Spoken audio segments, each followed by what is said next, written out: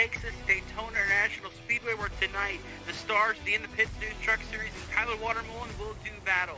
I'll show you what to and not to do in this race in here with Oscar Enriquez. And you'll see here the first thing we're going to do, we're going to show you how to bump draft, but you don't want to make too much contact, you're going to wipe yourself out. Oh, Andrew Elias just moved up a little bit.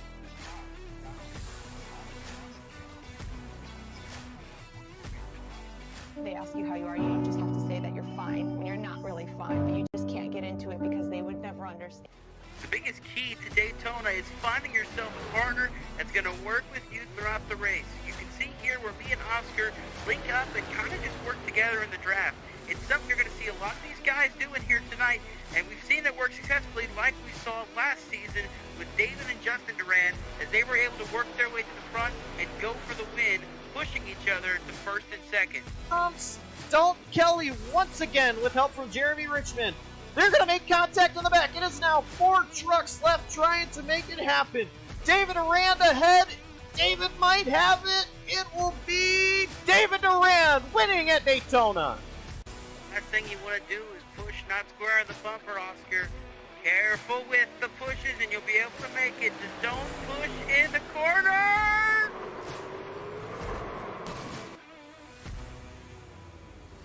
And that's a good example of what not to do at Daytona.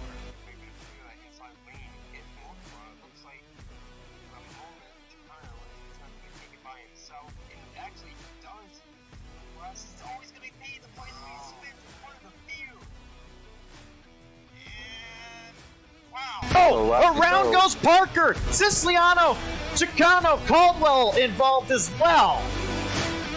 Parker saved it, but for them to get Andrew to lead that lap. Oh, Andrew Elias around, Dawson Allen around, Brett Bennett around. They're going to get into Nick Warnick, Michael Kruger. Another key is going to be making your pit stops. You're going to want to get together with your partner or get together with your group and get down. You don't want to speed, and you want to make sure you get onto that pit road as safe as can be and ready to go with your teammates.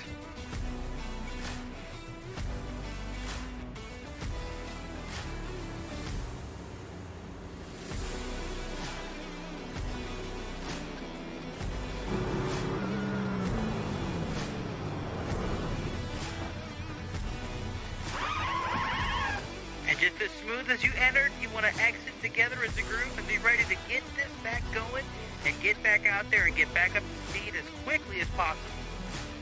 And when it comes down to it at the end, you want to make sure you're in the right spot to put your truck in victory lane and become the 4th different winner here at Daytona. All that matters is keeping that truck behind you.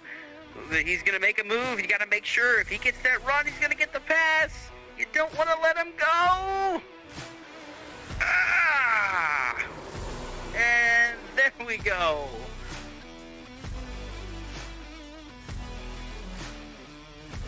And that is the reason why I have yet to win in this series.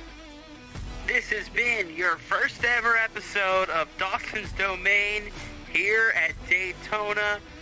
A lot of work. And hit at the end. A lot of work to do.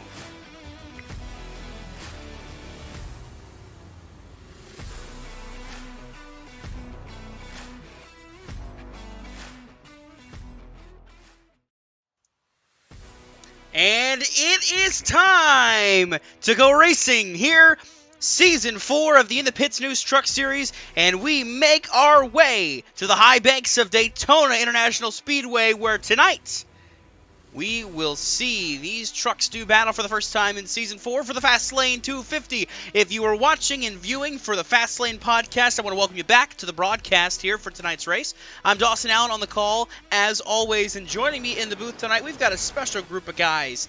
We have our defending series champion, Jonathan Parker. We have the man who soothes everyone's voice, soothing everyone with everyone's voices. Whatever, you know what I'm trying to say, Adam Kuhn. And we've got Jonathan Canfield joining us again. He partnered with us last season at the back end. He is now going to be with us for this 4th season here. Adam, you know what I meant. Your soft, velvety voice is able to soothe the viewers as you talk about the race going on. I want to talk to you first, Adam. What are you thinking? Your expectations coming into this race here tonight? I wouldn't know if I would describe my voice as that, but thank you, Dawson. It's excited to get the season started with you in the booth and these guys. It should be exciting. I'm looking forward to seeing how these trucks are going to race again at Daytona every year. It's a show, and it's always a tight field, and it's always going to be a competitive race. And like we were just saying before we went on air, it's going to be a big group of trucks tonight. It's going to be maybe close to a series record, so I'm excited to see how everyone's going to race together, how they're going to ebb and flow on this 2.5 mile super speedway, and get the season underway. Yeah, it's going to be exciting to watch. We had a very, very fun racing on Super Speedways last season, the past few seasons actually. And Jonathan, you kind of joined in on the back half of everything. You really didn't get the Super Speedway experience fully here from the drivers in the Pits News Truck Series. So, what are you looking forward to in tonight's race? You've raced around some of these guys, you've seen some of these guys race in other leagues, but now getting to be a part of this race tonight, what are you looking forward to? I'd say, I mean, I got a little taste of it. I don't think you could quite call Atlanta a full super speedway yet, but first of all, RIP to that mellow yellow can last season, but we're just gonna move on to that. Bringing it up. But no, I expect to see what I expect to see on any given night at a plate track with, especially these trucks. The trucks themselves have such a good draft package. I think iRacing did a great job building it, and I don't think it's a matter of how many cautions we have. It's when is the first one going to come out and how many are in it, and that's going to be interesting to see. I know from watching through some of the previous broadcasts with last season and even the previous seasons that these guys in this ITPN in the Pit News Truck Series, they can go into a green flag run here and actually have the potential of green flag pit stop. So it'll be interesting to see if we get that or if we end up with a lot of junk cars at the end of the night. I mean, Daytona's unpredictable. You could have the whole field up until 5 laps to go, and it could look like a complete junkyard within the last 5 laps. That's for certain. And then I want to pivot to our other member of our booth here tonight. He's here to have some fun. Jonathan Parker, we talk about, your season last season, historic, dominant. You were just on point the whole season, start to finish, en route to your championship. Who do you think is the most likely to kind of explode the way you did and maybe go for that same kind of season? I think you guys know my answer. I'll give 2 answers. Because Ethan's one of them for sure. He's on the old wore-out tracks where you cannot just blast your tires. He is very fast. His pace matches mine. He's remarkable. I talked about it on the fast lane a little bit, how he's not that great of a plate racer, so I'm not sure how. He's very timid. He doesn't make aggressive moves, so he's not gonna. I don't think he's gonna make a big flash tonight, but it's gonna be great this season. And I also said this on the podcast. If Hunter Pete shows up, he will be outstanding. I don't know if he's gonna show up the whole season. I don't know if he's only doing a part-time schedule, but Hunter Pete is great, and he could explode if he does show up regularly. Well, there's one driver I want to kind of focus on and highlight. That is the driver of the number 14, Michael Kruger, who is just primed for a breakout season in my eyes. I think we've seen a lot out of the driver of the number 14 Best Buy Chevy Silverado. This is his 3rd full-time season. He's already got 5 wins, 26 top 5s across his career, 32 times he's finished in the top 10. But most importantly, both seasons he has finished top 5 in the points, a 4th place finish in season 2, and runner-up last season. I think that number 14 machine is primed for a breakout season. I think it's ready to see him go out there and go for some more wins and maybe even go for a championship here down the line. I think that's what we're going to see out of the 14 of Michael Kruger. Practice is officially over. That's going to lead us into qualifying. Of course, Daytona qualifying, it's much more so a crapshoot than you see anywhere else because you're just flat out full throttle. You got to hope that you've got the right amount of everything to go your way to make it work. So we're going to look and see. One of the first guys on track here right now is the 47. This is Brett Bennett driving the Joseph Freely AMR Safety Team's Ford F-150. You just know that he's not only going to be involved in a wreck and have to bring out that scheme, but he's going to need the AMR Safety Team at some point later on this race. But Brett Bennett, of course, one of the long-term drivers in the Pits News Truck Series, and of course, you cannot go a race without mentioning this stat. He has the longest tenure in this league without a win. This will be his 47th start tonight, I believe. So he is going for it, and if a numbers guy, he drives the number 47 in his 47th start, coming at one of his better tracks. Keep your eyes on this 47 machine. That isn't just for this league in the Pits News. That's all of JCTV too, right? No, if we were counting all of JCTV, that'd be a lot more races and a lot more zeros. He has yet to record a win in any in the Pits News slide job, NAOR, nothing. So he's got a big fat goose egg, and he wants to fill that trophy case at some point. I will be fair. He got very close at Atlanta before I ended up crushed. He was right up there with me. I was one of the people. He was one of the people I had to block. So, also, I just want to say with your breakout season pick, you kind of cheated because Michael Kruger's already kind of had a breakout season. Yeah, he's had a breakout season in Season 2, and then he had a breakout season again in Season 3, but I think this is the season he finally is able to close the deal and get it done. You know, he's been close both times to a championship. That's my pick. That's my championship pick, I'd say, early on. That's a pretty good one. But right now, focusing on Brett Bennett here, of course, setting down his qualifying lap. It's a 52.235. Puts him on point at first because he's the only one with a lap time down. I see Roy Krupp, Jamie Wright putting down their laps. Jamie Wright, of course, the 00, going for Rookie of the Year this season will be a rookie. You see Dalton Kelly will go second fastest here on the boards. Yeah, you were mentioning earlier how it's a bit of a crapshoot, the qualifying. There is a little bit of a science to it. It's all about when you shift through the gears and the line you hold. You don't really want to just wrap the bottom when you're coming off the corner. You do want to drift up a little bit. You want to let the car kind of walk a little bit. Matt Kenseth was very good at that back when he was in the Cup Series. Jeff Gorman was another one who was pretty good at it, where they wouldn't really kill the bottom. They would let the car do whatever it does. So it's easier to say, but it's pretty hard to master. I'm not even really that good at it. Well, as Brett Bennett crosses the line, he still sits on top, still our pole sitter right now, so we'll go and pan. Another driver looking to complete his first lap. It's Michael Kruger in the 14. Down below the double yellow line to set his lap time, puts him sixth fastest.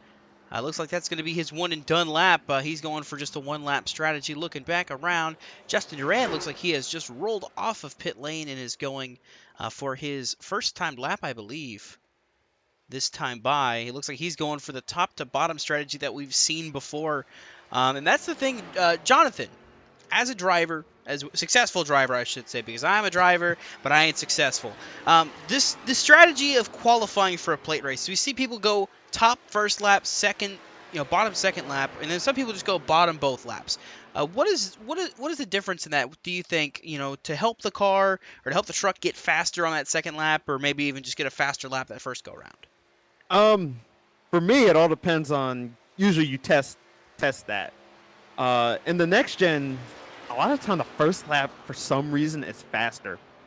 So I just go to the bottom on the first lap, and then that's the fastest lap. In the truck, it's not really like that. So I would more prefer going on the top because you do get that momentum coming to the white flag, and then you get to the bottom for obviously the shortest way around. Sometimes you want to take the apron, sometimes you don't. I think Daytona's a place where you'd want to take the apron. Talladega's the one you don't because of the way the banking is. But yeah, it just all depends on what you're more comfortable with. There's not one right way to do it necessarily. It's just whatever you're comfortable with doing in your practices. We'll see. And here's your pick, one of your breakout driver picks, Ethan Fonseca Moreno. And you said that, and I do gotta agree with you. I think he is due for a win here. Adam, what have you seen out of this 43 machine throughout the past years?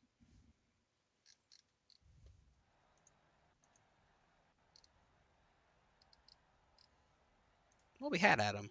I think we've lost I him. think we got technical difficulties. Well, that's okay, because qualifying has completed, and for the first Oh time my this God. season, for the first pole of Season 4 of the In the Pits News Truck Series, can you believe it? Stat that. Your Strigley Stat stat! Brett Bennett is the only driver in Season 4 for the In the Pits News Truck Series with a pole award. Brett Bennett will be starting P1. Outside of him is the number 6, Nick Hapiak. You see him in the NAOR Series making his debut return to this season for here in the Pits News Truck Series. Alex Kerfan and Zach Probst making up row number 2. Then it's Bennett Allen and Justin Durand. They're in row number 3. Dalton Kelly and Josh Arnold make up row 4. And Michael Kruger and Cameron Caldwell are going to round out your top 10.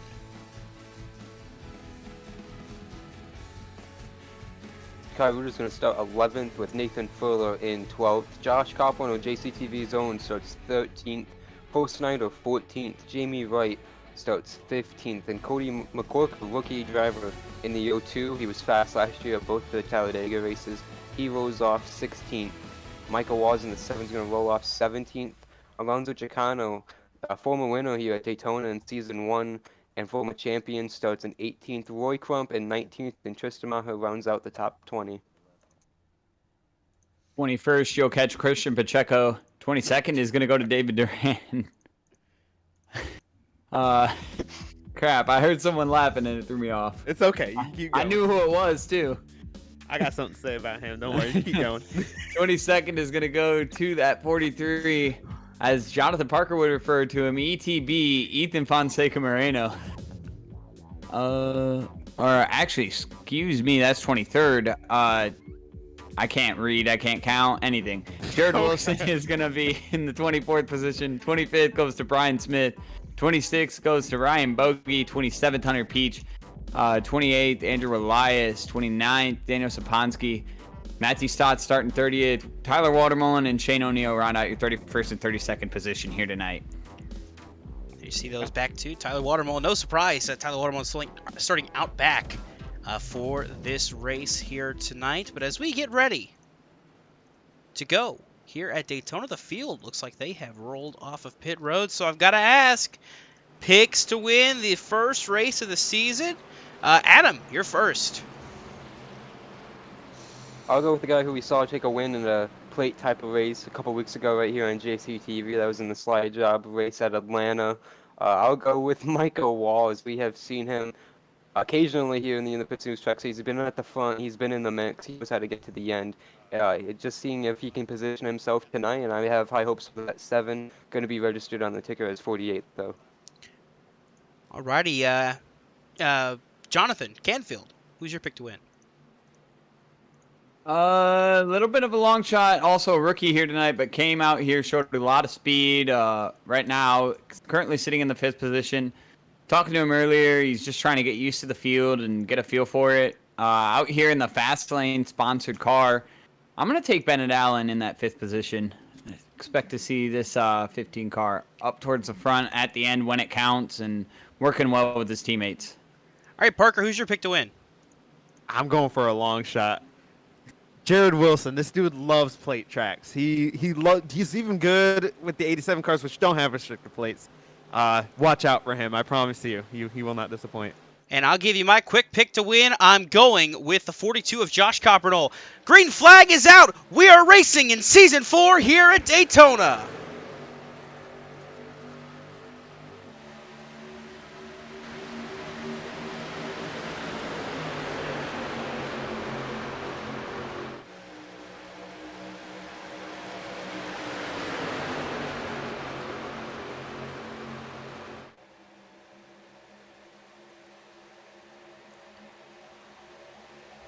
Down the back straightaway for the first time here tonight. Brett Bennett leading that inside line. Alex Kerfan on his back bumper. Bennett Allen right there, 3rd on the inside lane, while Nick Hapiak and Zach Probst try to work the outside lane. Something I saw just out of corner of my eye, I'm not sure if you saw it on the broadcast, David Durand dropped to the back last year's winner, so you see his strategy, what it is pretty early here. And I see Durand and Michael Kruger are going to follow now. They're going to head down pit lane. We heard in the pre-race show that Michael Kruger has a penalty from last season, guys. I'm not quite sure if Justin did as well. Well, if they do, that's going to put them in a hole early on here, but still 100 laps at Daytona. You can get out of it in no time. But right now, Nick Hapiak leading that outside lane. And there you see Alex Kerfan's going to drop to the back as well, it looks like. So that's going to shuffle him out, put Bennett Allen as the pusher to Brett Bennett. So the Bennett connection is going to hook up for the first time here tonight. Meanwhile, Zach Probst abandoning that 6 and Nick Hapiak diving to the inside lane. Going to try to work it and go for this race lead. And looking back there, you see Michael Walls. He's in that number 7, HendrickMotorsports.com Chevy Silverado. He shows up as the 48 on our ticker. Who knows? And then you see Josh Arnold right there, outside lane. He's third in the outside lane in that number 22 scheme. Reminiscent of the Joey Logano Shell Pennzoil scheme that we saw from like 2013 through 2021. But right now you see Bennett Allen jumps to the outside lane, leaving just Probst and Brett Bennett on the inside lane. There's Dalton Kelly a little bit further back, currently scored 7th, and more drivers dropping. Now it looks like all of the Radius Racing drivers and all of those affiliates dropping. That's Cameron Caldwell, and looks like it's Alonzo Chicano that all decided to drop to the back right there. They continue to fall back and kind of drop back in line here, but right now it's a battle up front for the lead between Nick Hapiak and Michael Walls. Probst and Arnold are the pushers. Then it's Bennett and Bennett, Brett and Allen there in row number 3 for those lines. And then how about that 4 up there? Nathan Fuller making his way up to that 7th position.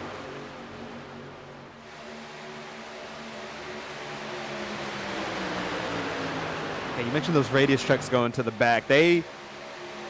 Most of them, Alonso likes to stay up front more, as we heard in the pre-race, but those Radius trucks do like to stay out back and avoid the wreck, and I don't subscribe to that at all. Every time I do it, I wreck. So I love to stay up front. It's a lot easier to do good in these races, these plate races, when you're controlling them, in my opinion. But it works for them. They're the ones who won all these races. You talk about winning races. Alonzo Chicano, who knows how to win here at Daytona, was the winner of the first race run here at Daytona. Back in Season 1, talking about other winners of this race, your Season 2 winner was the 14 of Michael Kruger, who right now finds himself all the way back in the back after serving that penalty. Back in 30th right now is what he's being scored as. So we'll get back up to the front right here. Battle for the lead, so on Hapiak and Walls.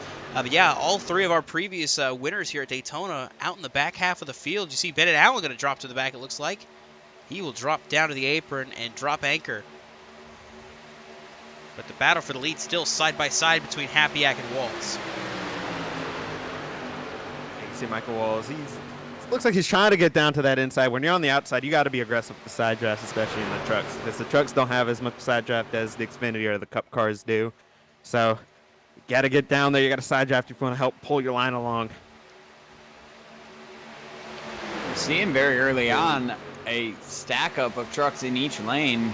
Really no big advantage in numbers to either lane. It's all kind of even. Looking back at the back half of this line, Daniel Saponski in the 94 right there.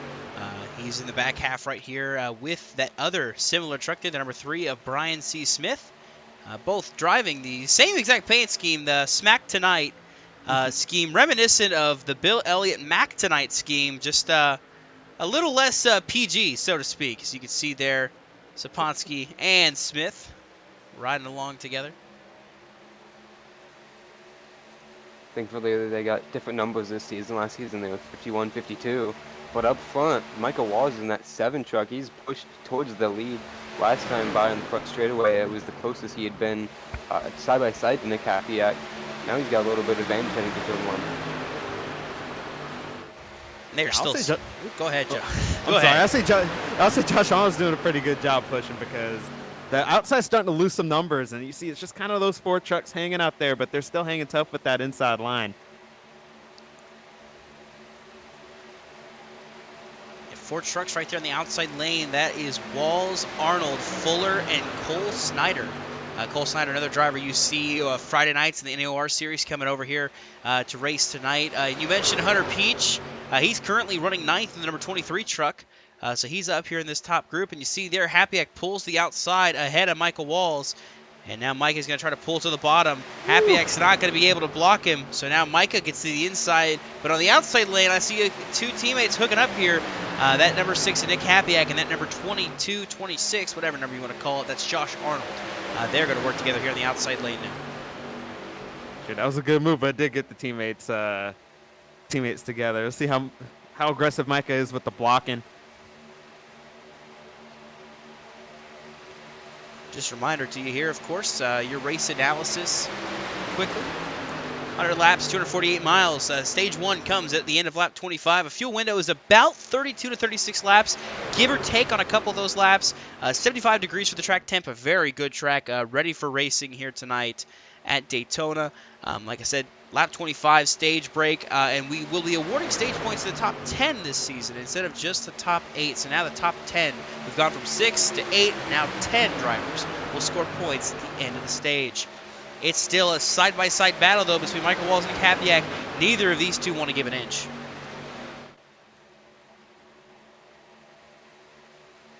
And it's crazy to see here. We're only 9 laps into this 100-lap race here, but side by side pretty much since the drop of the green flag. No single filing out. Everybody just going for everything they can get right here in the early going of this race. And right now it actually looks like the outside is starting to even the numbers a little bit now. So maybe those two teammates up front are leading a charge that people in the back are liking to see.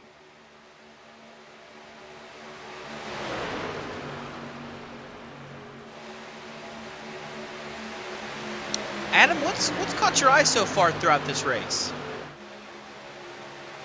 Well, I've really been going back and forth between this main pack and the 4 trucks we've got out back. And I don't know what happened to Andrew Elias, but he was not there for the start of the race. As we see one of our trucks at the front drop down, I believe it's Dalton Kelly. He's going to drop to the back of the pack here. But back to that second group of trucks. I don't know what happened to Elias. He didn't make the start, so he was out back. So he caught the 2 trucks that served their penalty on the start that passed through pit road, and he's been drafting with them. They caught Tyler Watermelon, so now they've been trying to just hang together right now and try not to lose a lot before the stage ends. I think it's ironic, you know, the 5, the 14 had a penalty, the 44, I think, he lays back a lot in the early goings of these races, so I wouldn't be shocked if he did it on purpose to stay back out back, but for Tyler Watermelon to be back there, that's just, you know, the cream rising to the top and the garbage dropping to the bottom. Tyler Watermelon, back out back. I trash on him all the time, but hey, he's a winner. I'm not. Of course, winner season 1 at Talladega. He's got a win to his credit in the Super Speedway. Something that Brett Bennett has yet to do, of course. Gotta mention it. Math nerds out there, 47 on race attempt, number 47 to go for a win. Can he do it tonight? We'll have yet to see, but right now, starting on pole, running up front in this group, we'll see what he can do. But it's still a side-by-side battle for the lead between Walls and Happyak. They are just going at it back and forth. This race is turning out like the past couple of real-life cup races have at Dega and Atlanta, where there's just kind of in gridlock right now. Yeah, these trucks are a lot more tame compared to the other 2 packages. At least from my experiences, you could get a 3rd lane going, but you do need a lot of people to make it work. Talked about Dalton Kelly dropping back to back to see Happyak is fully clear for the lead right now, but then right back up comes Walls. And you talked about Dalton Kelly dropping back. He really didn't drop back too far. He dropped back from, 4th in the inside lane, just to right back here in the background. And that number 45 truck, of course, he has 1 career win to his name at Martinsville in Season 2. And he is going for it, you know, just kind of cruising around right now. He's not fully far out back, but he's right here still in the mix. And we're hearing woos and woos. Yeah, I saw that too, Jonathan. That was close up front. Michael Walls got a push. He didn't really like from Zach Poops, it looked like. These trucks do not line up very well. They're definitely the hardest. Well, actually, no, the Arca car is probably harder to push with, but it's very hard to push with, and I'm going to call Mike out a little bit. He has a tendency to hold an awful line, and I'm allowed to call him out because I love him. I love you, Micah, but you don't. So it's bound to happen a couple times. Well, it's definitely fair to call out because if you remember back when Slide Job went to Atlanta a couple weeks ago, he nearly lost that race due to not holding a good enough line in the corner and that allowed Sartaj Mann to make a run, but he was deemed to have gone below the white-red line to advance his position and was DQ'd for that, which gave the win back to Michael Walls. So, you know, we talk about, you know, guys that are in this league that have run other leagues, that have experience here on JCTV that we've seen back and forth time and time again. Those guys that have also, you know, racked up wins on super speedways. Michael Walls, you know, winner at Atlanta for the Slide Job Racing League. You know, looking back a little bit further back, you've got, I want to say it is going to be Cameron Caldwell, you know, winner at Talladega last year. You know, Chicano, David Durand, Justin Durand, you know, all winners, you know, at super speedways. Michael Kruger and Tyler Watermolen for some reason. All those guys have won. But one that I haven't mentioned, there's one that I'm not mentioning on purpose right now. It's because I wanted to highlight him here, Kyle Reuter. We don't see him a lot here in the number 9 Mardon PC's Chevy Silverado. He is not, you know, a common, you know, appearance here in the Pist'n'Broke Truck Series. He shows up for the super speedways and he runs them. And the thing about him is he is always up front. He is always very clean. And usually near the end of the race, he's right there in the mix. And he was right there in the mix in that Season 2 race at Dega, where he was able to score the win through that last lap chaos. So Reuter up here running top 10. No shock for me, and I'm not shocked that he is going to have a good shot at this race here tonight. Coming to 10 laps to go in the stage, though, still side by side, still green. Somehow they've kept it off each other from wrecking. Like I said, top 10 payoff points. That 10th spot right now belongs to the 94 of Daniel Saponsky.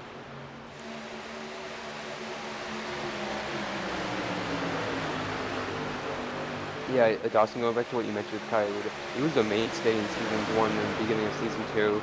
And then I think something came up for him where he couldn't make Saturdays, but since then he has made sure to show up for these plate tracks, and he has been up front. Like you mentioned, he is so strong at these type of races, and it's so good to see him out here again tonight and right back where he left off, where he runs these races, and going to be in the mix tonight if he can make it to the end. And watch out for that 9 trick, which is always fun seeing that Mother PC truck compete for these wins.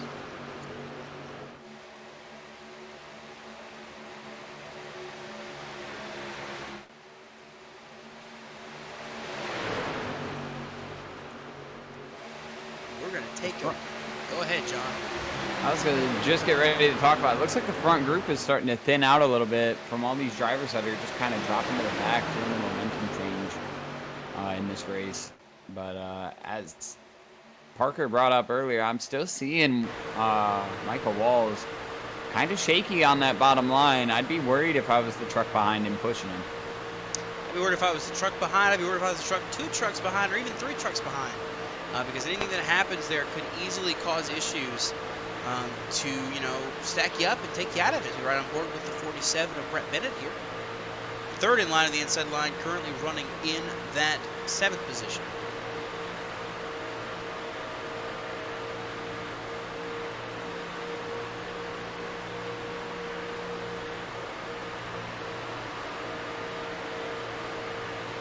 It's just really interesting. We don't really see a line get ahead for more than a couple corners. It's usually you see if people really want to ride, they'll get into either the top or the bottom, and they'll just do that. They'll just ride. So I'm kind of shocked that the top's able to still stay there this long, even when it thins out. The outside line starting to fade a little bit, dropping a little bit further back. And someone I see in the background here kind of closing back up, Alonso Chicano on that 25. He's really starting to roll back up to this lead group with Matthew Stotts and Jamie Wright behind him. I'm wondering if he's going to start trying to go for these stage points here. You know, top 10 pays out, 13th right now. He's got a little bit of a gap to catch to Roy Crump, who's in 12th. But, you know, still stage points for the taking if he can get there. Yeah, you're right. We mentioned he's the one radius truck who really likes to be up front the entire race. So as drivers drop to the back, that's just easy spots for him. Those are non-risk spots that he could just take and keep his track position. About the top 15 in this lead group, then Christian Pacheco is kind of latched on to this draft a little bit back in the background, and he's pulling a whole lot of cars. Jared Wilson, Ryan Bogey, of course. Ryan Bogey, the winner last season at Michigan, going for a full-time season perhaps. They're the number 21. Driving a lot of Wood Brothers inspired paint schemes, and I gotta say I love to see it. I love all these retro Wood Brothers schemes. You see He's a him big right whip there, Irishman. 18th right now on track. Josh Coppernol, of course, JCTV zone, currently running in the 20th position. Bennett Allen is right there behind him. Those PBR trucks kind of spread throughout the field right now. But you see there, things kind of shaking up a little more. Jamie Wright made a move to get to the outside and pass both the 17 of Matthew Stockton and 25 of Alonso Chicano. They've kind of fallen off a little bit more from this little lead group here, as we have now about 11 in this draft. Make it 12 with the inclusion of the 00. Coming up on 5 laps to go in the stage.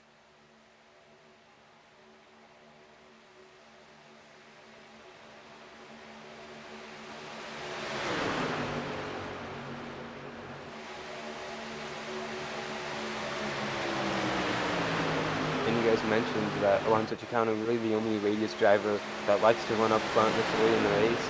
He and Matthew Stott are the only 2 of those trucks in this lead draft. The other 6 of them have been caught by the pack of Justin Durand, Michael Kruger, Andrew Elias, and Tyler Waterman, and the last trucks on the racetrack. They're just hanging out for now. And that's by design. That's absolutely a design. That's not a, we accidentally got back here and lost the draft. That's we wanted to drop back here and let these guys catch us. And you see back in the background there is a group of Justin Durand, Michael Kruger, Tyler Waterman, and Elias right here. It's Cameron Caldwell, Tristan Maher, Alex Kerfan, David Durand, and Shane O'Neill back in the 91 right there, kind of peeking in there.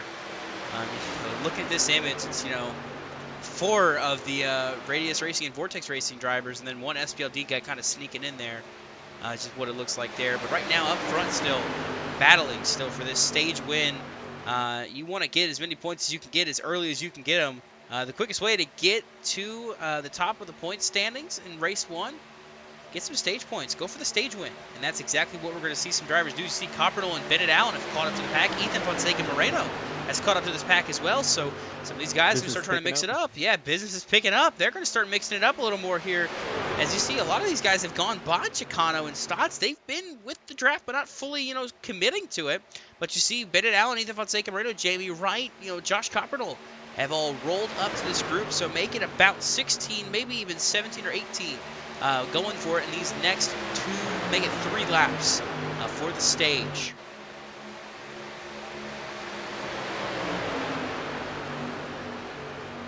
One thing I was surprised to see it was Hunter Peach drop down to that bottom line as we see the battle for the lead continue up front. But Peach was running that top line behind a lot of the guys that we talk about that run Friday nights in the NAOR League. He moved down to the bottom, and now he's moving back up top just in front of Jamie Wright, because Brett Bennett came over the radio saying he wasn't moving, he is comfortable where he is to complete the stage and get the points. So Hunter Peach wants a little bit more, and he's gone back to the top line and help his... Oh, there's a moment there off turn 4. Ruder and Saponsky, it looked like, got together. Yeah, 2 to go in the stage. And I wanted to say, remember last season, I believe it was, in last season's race here, coming through to battling for the stage win. We had a big wreck that took place. Took out a good amount of trucks there as they were battling for the stage win, for the stage points. So seeing this kind of mix-up happen, it doesn't shock me that Brett Bennett wants to kind of ride comfortably where he is, take the points he can take, and not worry about anything. It's still side by side between Walls and Happy Act, though. Neither one giving an inch. Again, you see that 22 of Josh Arnold just giving a steady push to that 6 car. But what I noticed even more is the 4 truck is just as much tucked up behind the 22 as the 22 is tucked up behind the 6. The bottom line is not really getting that from the 47 of Brett Bennett. The 3rd car in line, Brett Bennett's, he might be content to run where he is, but essentially he's hurting the guys that are in front of him right now. Arnold peaked high for a second, it looked like there, but Bennett laying off. That's allowing Probst and Walls to be nose to tail gate as they continue down the back straight for the final time here in the stage. Who's going to benefit the most? Who's going to steal the final points? Right now, Cody McCorkle is in 10th there on the outside lane, battling with Hunter Peach.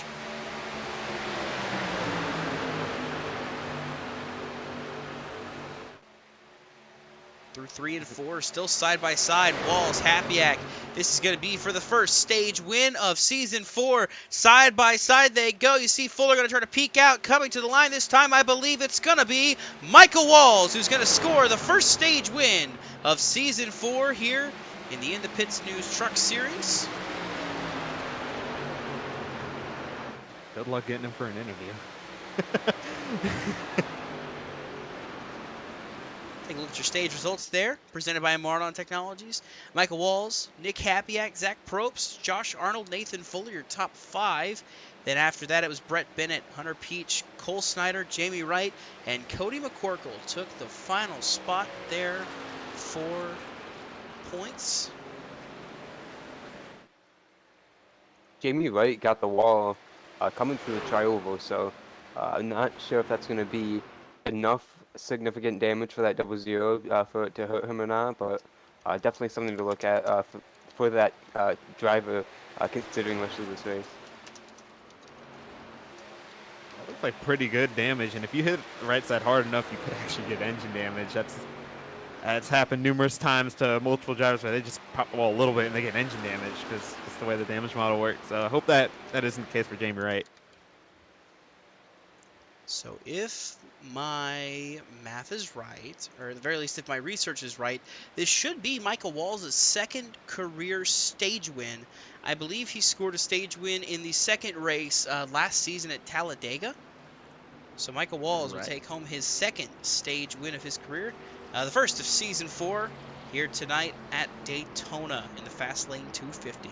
So as the field gets ready for pit stops, we'll see if we can get a hold of Michael Walls. If not, that's fine. We'll just carry on with our own merry ways like nothing happened and nobody won the stage. I could pretend to be him. I could do a pretty good impression of him, but yeah, I'm pretty sure he's in the PlayStation party, but that's all right, I guess.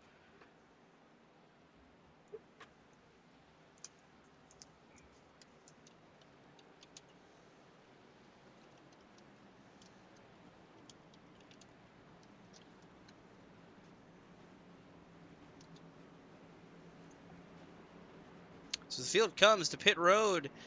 Pit stop's going to be away. Of course, everybody's going to come down and take some fuel, maybe some tires, and get things ready to go here for the second half of this race. Brett Bennett, of course, first pit stall. See if he can't benefit from that. As we see the field. Oh, there's one truck backward. We got accidents on pit road, guys. I seen the 3, the 17, and one other vehicle. And off pit road, I think Nick Hapiak got Michael Walls. Coming to pit road here.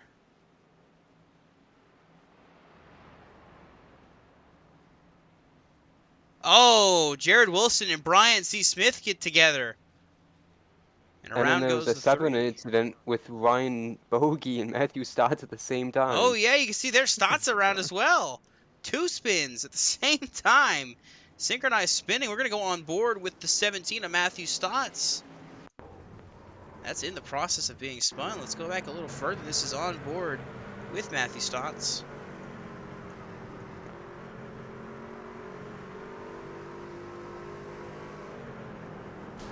Right there, yeah, just that's the way it is on pit road. Everybody trying to get to their stalls. You see right there, there's Brian C. Smith around at the same time. It's a madhouse getting to pit road and getting into your stall. That is what you expect here at any kind of racing, especially at Daytona, with the hectic franticness of getting to pit road and getting off as fast as you can. So we have 28 laps in the books at the line this time. Nick Hapiak won the race off pit road. Michael Walls came off second. Brett Bennett got off third. As you see them choose here, the JCTV choose. It looks like everybody's going to kind of filter out their ways they want to filter out.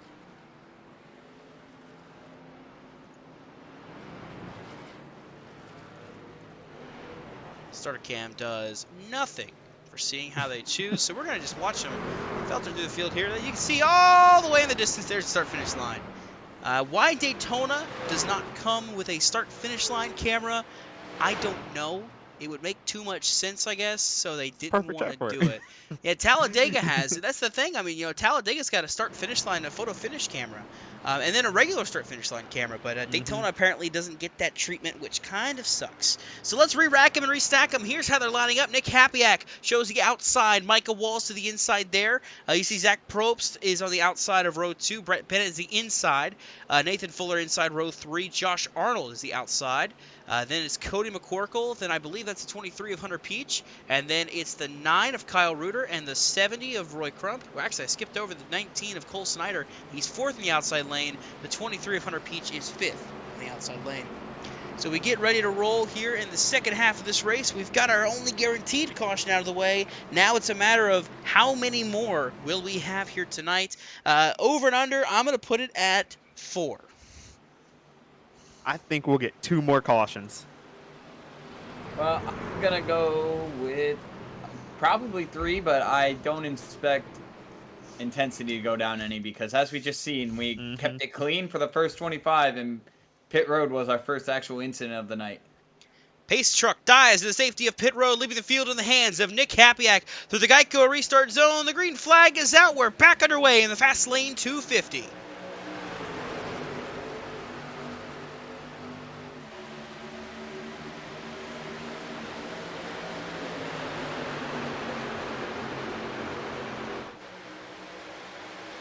Oh, you seen very quickly there, Hapiak pulled down to the bottom lane, and Michael Walls was not having any of it. Yeah, he's going to pull down and block. Yeah, he went to stay ahead of Probst. He couldn't stay ahead of him, and now he's going to fall in front of Hapiak. Something I see here, too. Nick Hapiak, Brett Bennett now nose to tail. That doesn't last very long. Not shocking.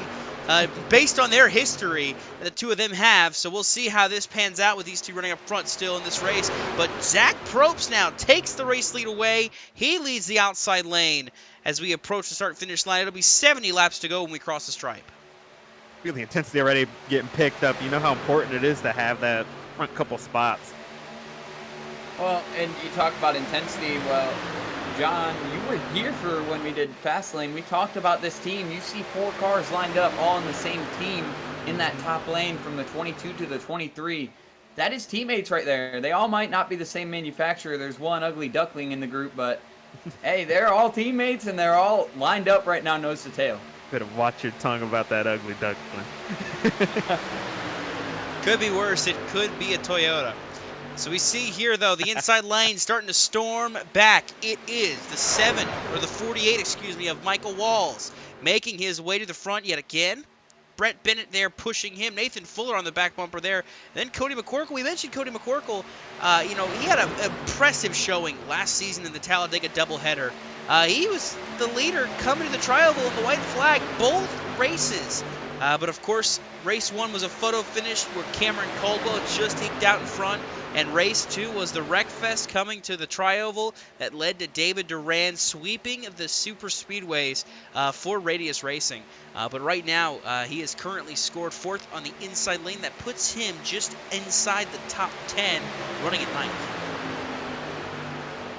One thing I've noticed about Josh Arnold, and I think it was Canfield pointed it out, he does peak high every once in a while when he's pushing. I don't know if that's to get air to the nose or just to make sure he's not turning him, but I think that's kind of intriguing to me. I think it's definitely to get air to the nose because you see how tucked up he gets to the truck in front of him, and then if you watch him going down the back straightaway, he is practically pushing the truck in front of him the whole way down the back straightaway. So you got to imagine that engine is getting mighty hot as he's the second car in line. Yeah, give him a call out. I'm going to give him another call out because he has been a very good pusher so far this race.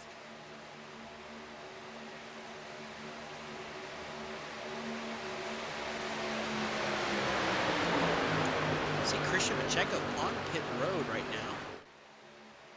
Not sure what happened to the 88.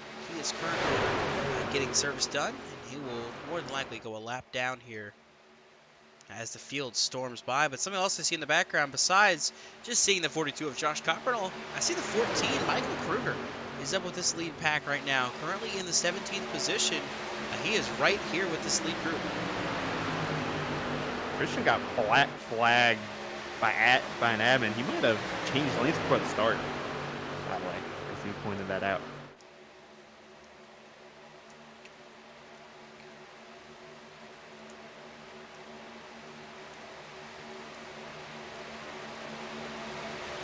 front, the top three in the outside lane. Probst, Arnold, Habiak clear of the inside. Michael Walls side by side now with the 19 of Cole Snyder as they head through 3 and 4.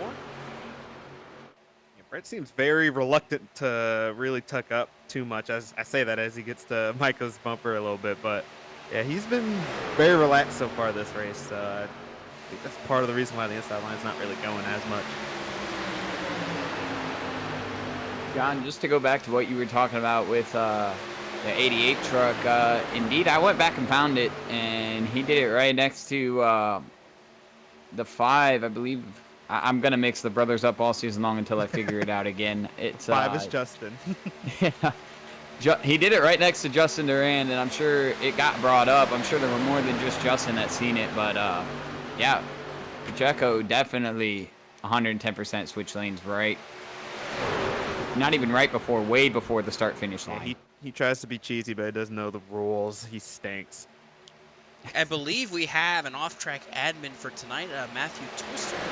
Shout out to good buddy Toasty, out in the trenches as our in-race admin for tonight's Love you, race. Toasty. But how about the inside lane? It's formed back up, gotten back to the front. Michael Walls leading, Brett Bennett pushing him in second. Does Brett have the stream up? Because he started really getting on Micah's bumper as soon as I said something about it. So if you listen to me, I appreciate it. Well, his parents are watching right now, Phil and Candy Bennett, and I guarantee you they might have phoned in and said, hey, pick it up a little bit here. Of course, Brett, that AMR safety truck, so far he hasn't needed it yet, but his teammate Brian C. Smith might have needed it after that incident on pit road. Currently, though, Brian C. Smith running up there in this lead group. He's currently scored in the 15th position, battling Roy Crump for that 15th spot. So a good recovery there for Brian C. Smith after being spun on pit road.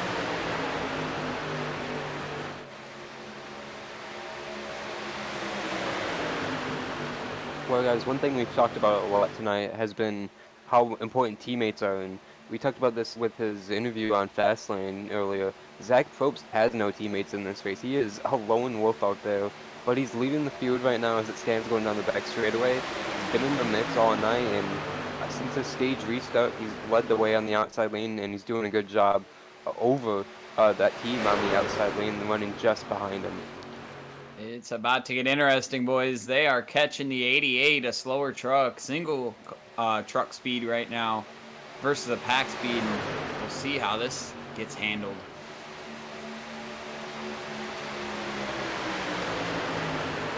What's that thing you say all the time there, Parker? Christian Pacheco stinks. They're catching up to that 88 now. He's going to suck now, get stuck in the sucker hole more than likely if he gets put through the middle. Looks like he's going to go to the top lane to give the field the inside lanes.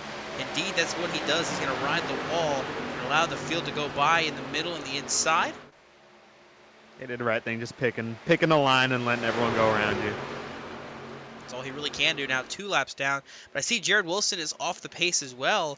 Not too far ahead of the field. He is through turns 1 and 2 right now as the field is approaching 1 and 2. He's only just now entering the back straightaway, so he'll be lap traffic before long as well as they continue to battle here. You hear this a lot on the real broadcast every Sunday, but it's really hard to come back from 2 down. I would say almost impossible.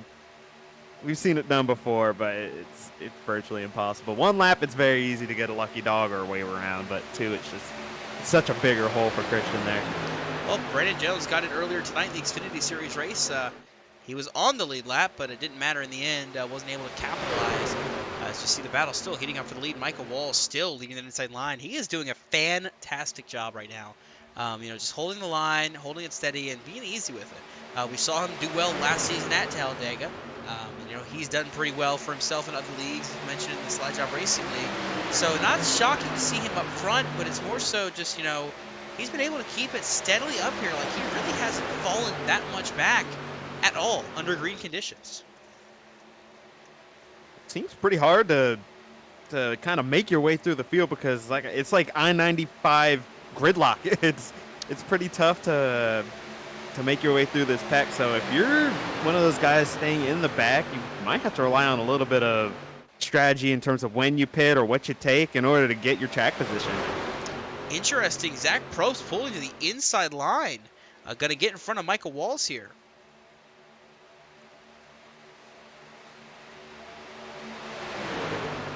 So he'll take the inside lane. That opens the door for Josh Arnold to lead the outside lane. With those 4 teammates now in tow, we're going to see what they can do together, working the outside lane.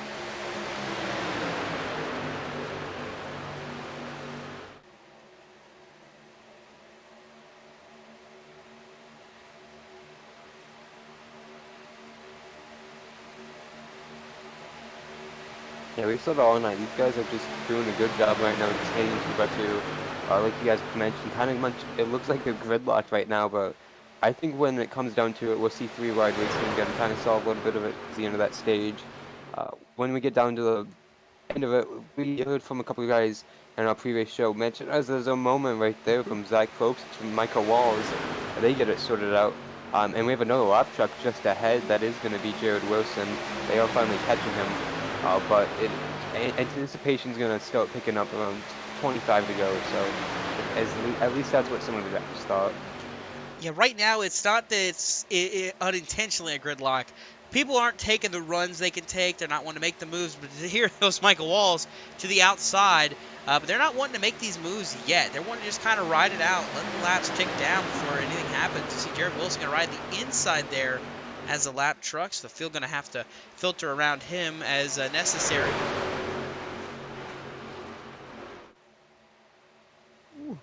Oh, a few of these guys got the wall trying to go around him there in turn 4. Well, I believe it was Brian Smith at least, one of them who caught the fence there. Doesn't look like he's got too much damage over there through already involved in that pivot incident earlier. Michael Walls going to pull back to the bottom. Zach Probst getting the run on the inside of Josh Arnold, so he's going to block the faster lane that's got the run. I think we're going to start seeing this 7 stay in a little more feisty on the blocks if he can. See Dalton Kelly pulling to the inside there. We're hitting lap 44 this next time by. It will be 57 laps to go at the line this next time by.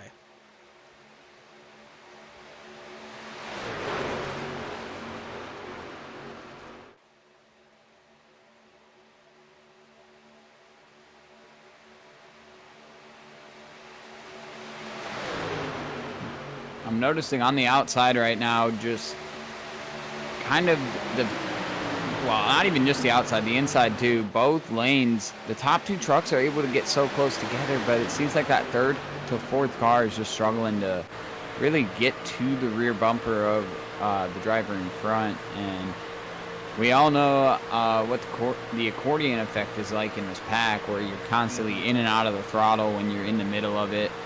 But I think the line that finally gets everybody tucked up in line is going to be the line that gets momentum. And I keep talking about getting that group organized and getting everybody as close as you can together to build that momentum. But so far, just not playing out to strength in numbers for either line, really.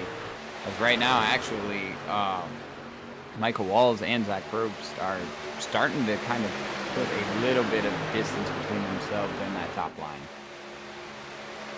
Yeah, most of these guys are really just taking it easy. I could tell just very big gaps. No one's really tightly packed other than the top 2 of each line. Zach Probst, I think he's had enough. He's going to drop to the back. I think he feels intensity picking up, and now that's going to give that outside line the run that they need. We'll see if anybody pulls down or if these 4 teammates are going to stick together in that outside line.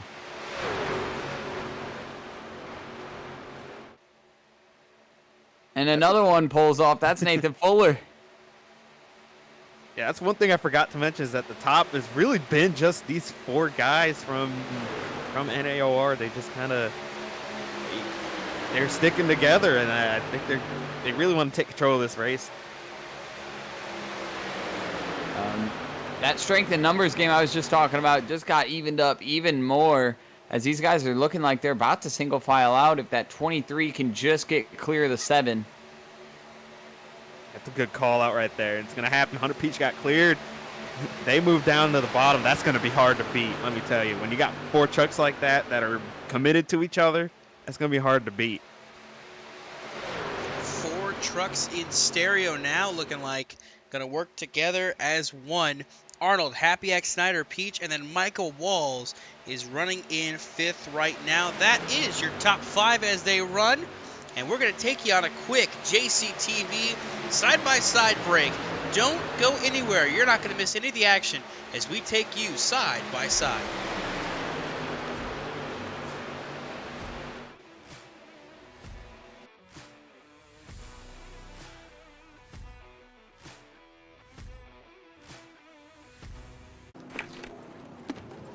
Hey man, you cut me off back there. What you gonna do about it? Oh man. Can you feel it? The taste of Coca-Cola. When the race is Alright, fine.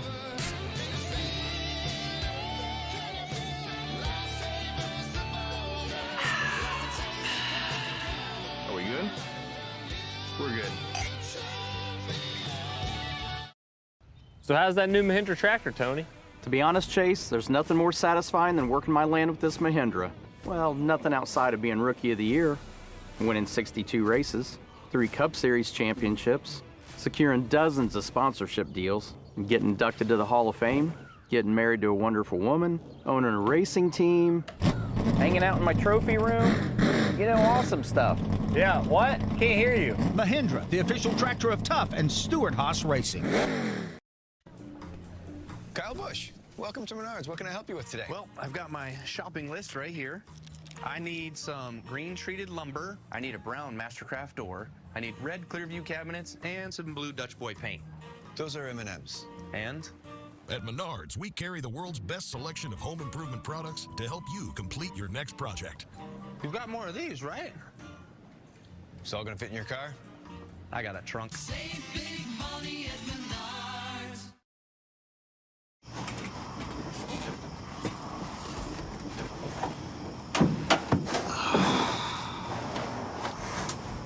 You're not gonna fit.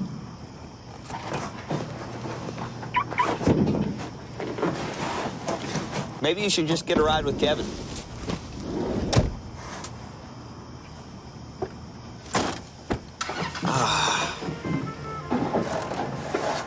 Unbelievable.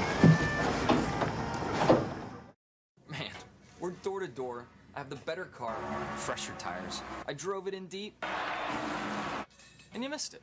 I know you wanted to watch it, but you got throttled by your data plan, and it slowed you down. You hit your data limit streaming all that techno music, didn't you? I mean, really? Man, you've got some questionable taste in music. Switch to Sprint, the only network with truly unlimited data. It's Denny time.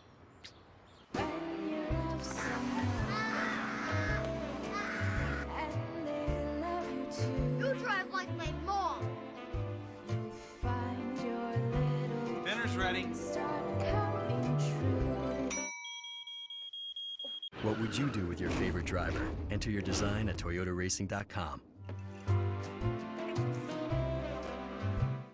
As a Grand Prix world champion in triathletes, I know how important it is to stretch before any competition.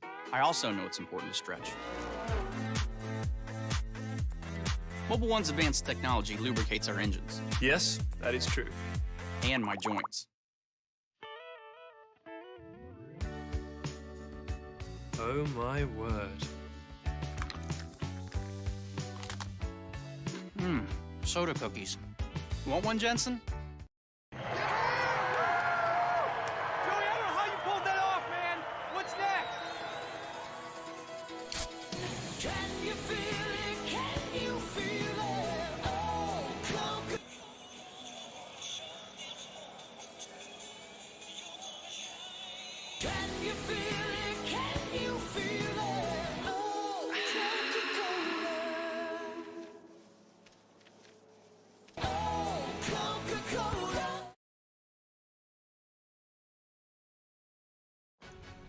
You saw it all in nonstop pit stops underway for some of the drivers, some of the field deciding to come to pit road here to get their final stop of the night. The racing has just been as intense up at the front of the field As you see here, Michael Walls continuing to lead, but it's not all over yet. We're only over halfway in the fast lane 250. I want to welcome you back to the broadcast. Dawson Allen alongside Adam Kuhn, Jonathan Canfield, and Jonathan Parker, your defending series champion here for the In the Pits News Truck Series. And so far, we're over halfway. What are you guys looking at? Who are you watching on the track right now?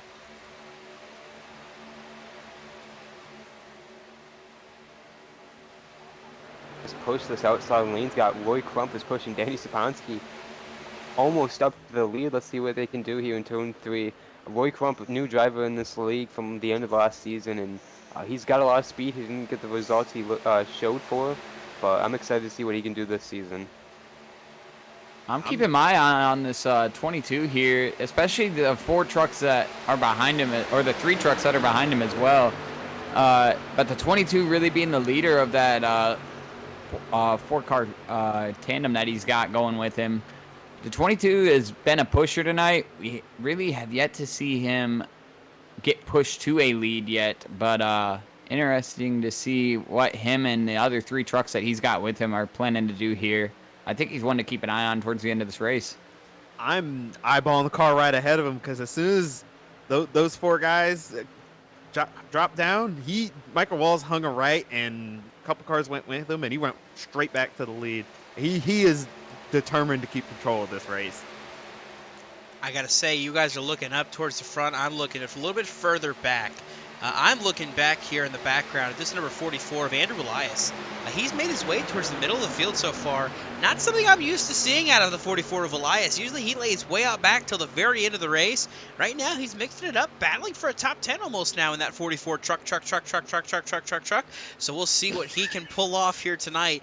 See if maybe he can try to go for a win and best Brett Bennett.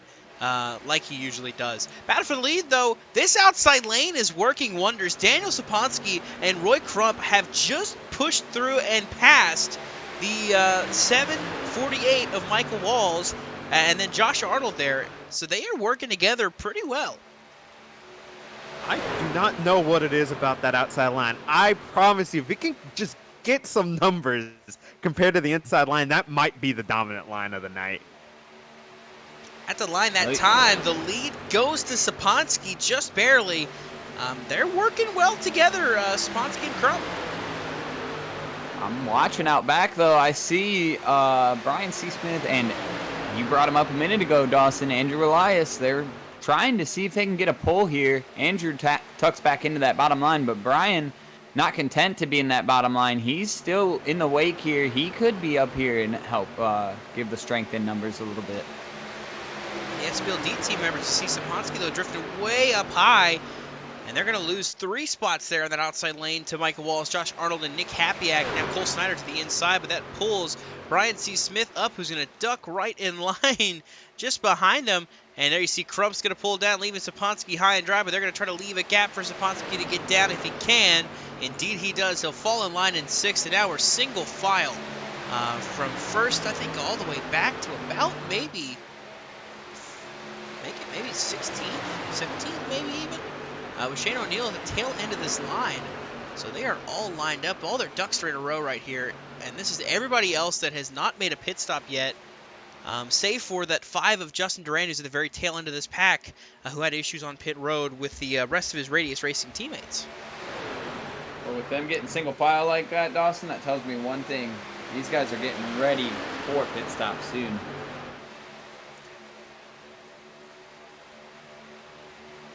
Not quite yet going to pull down. We're going to keep our eyes on it, but looking back here, just a little bit further back,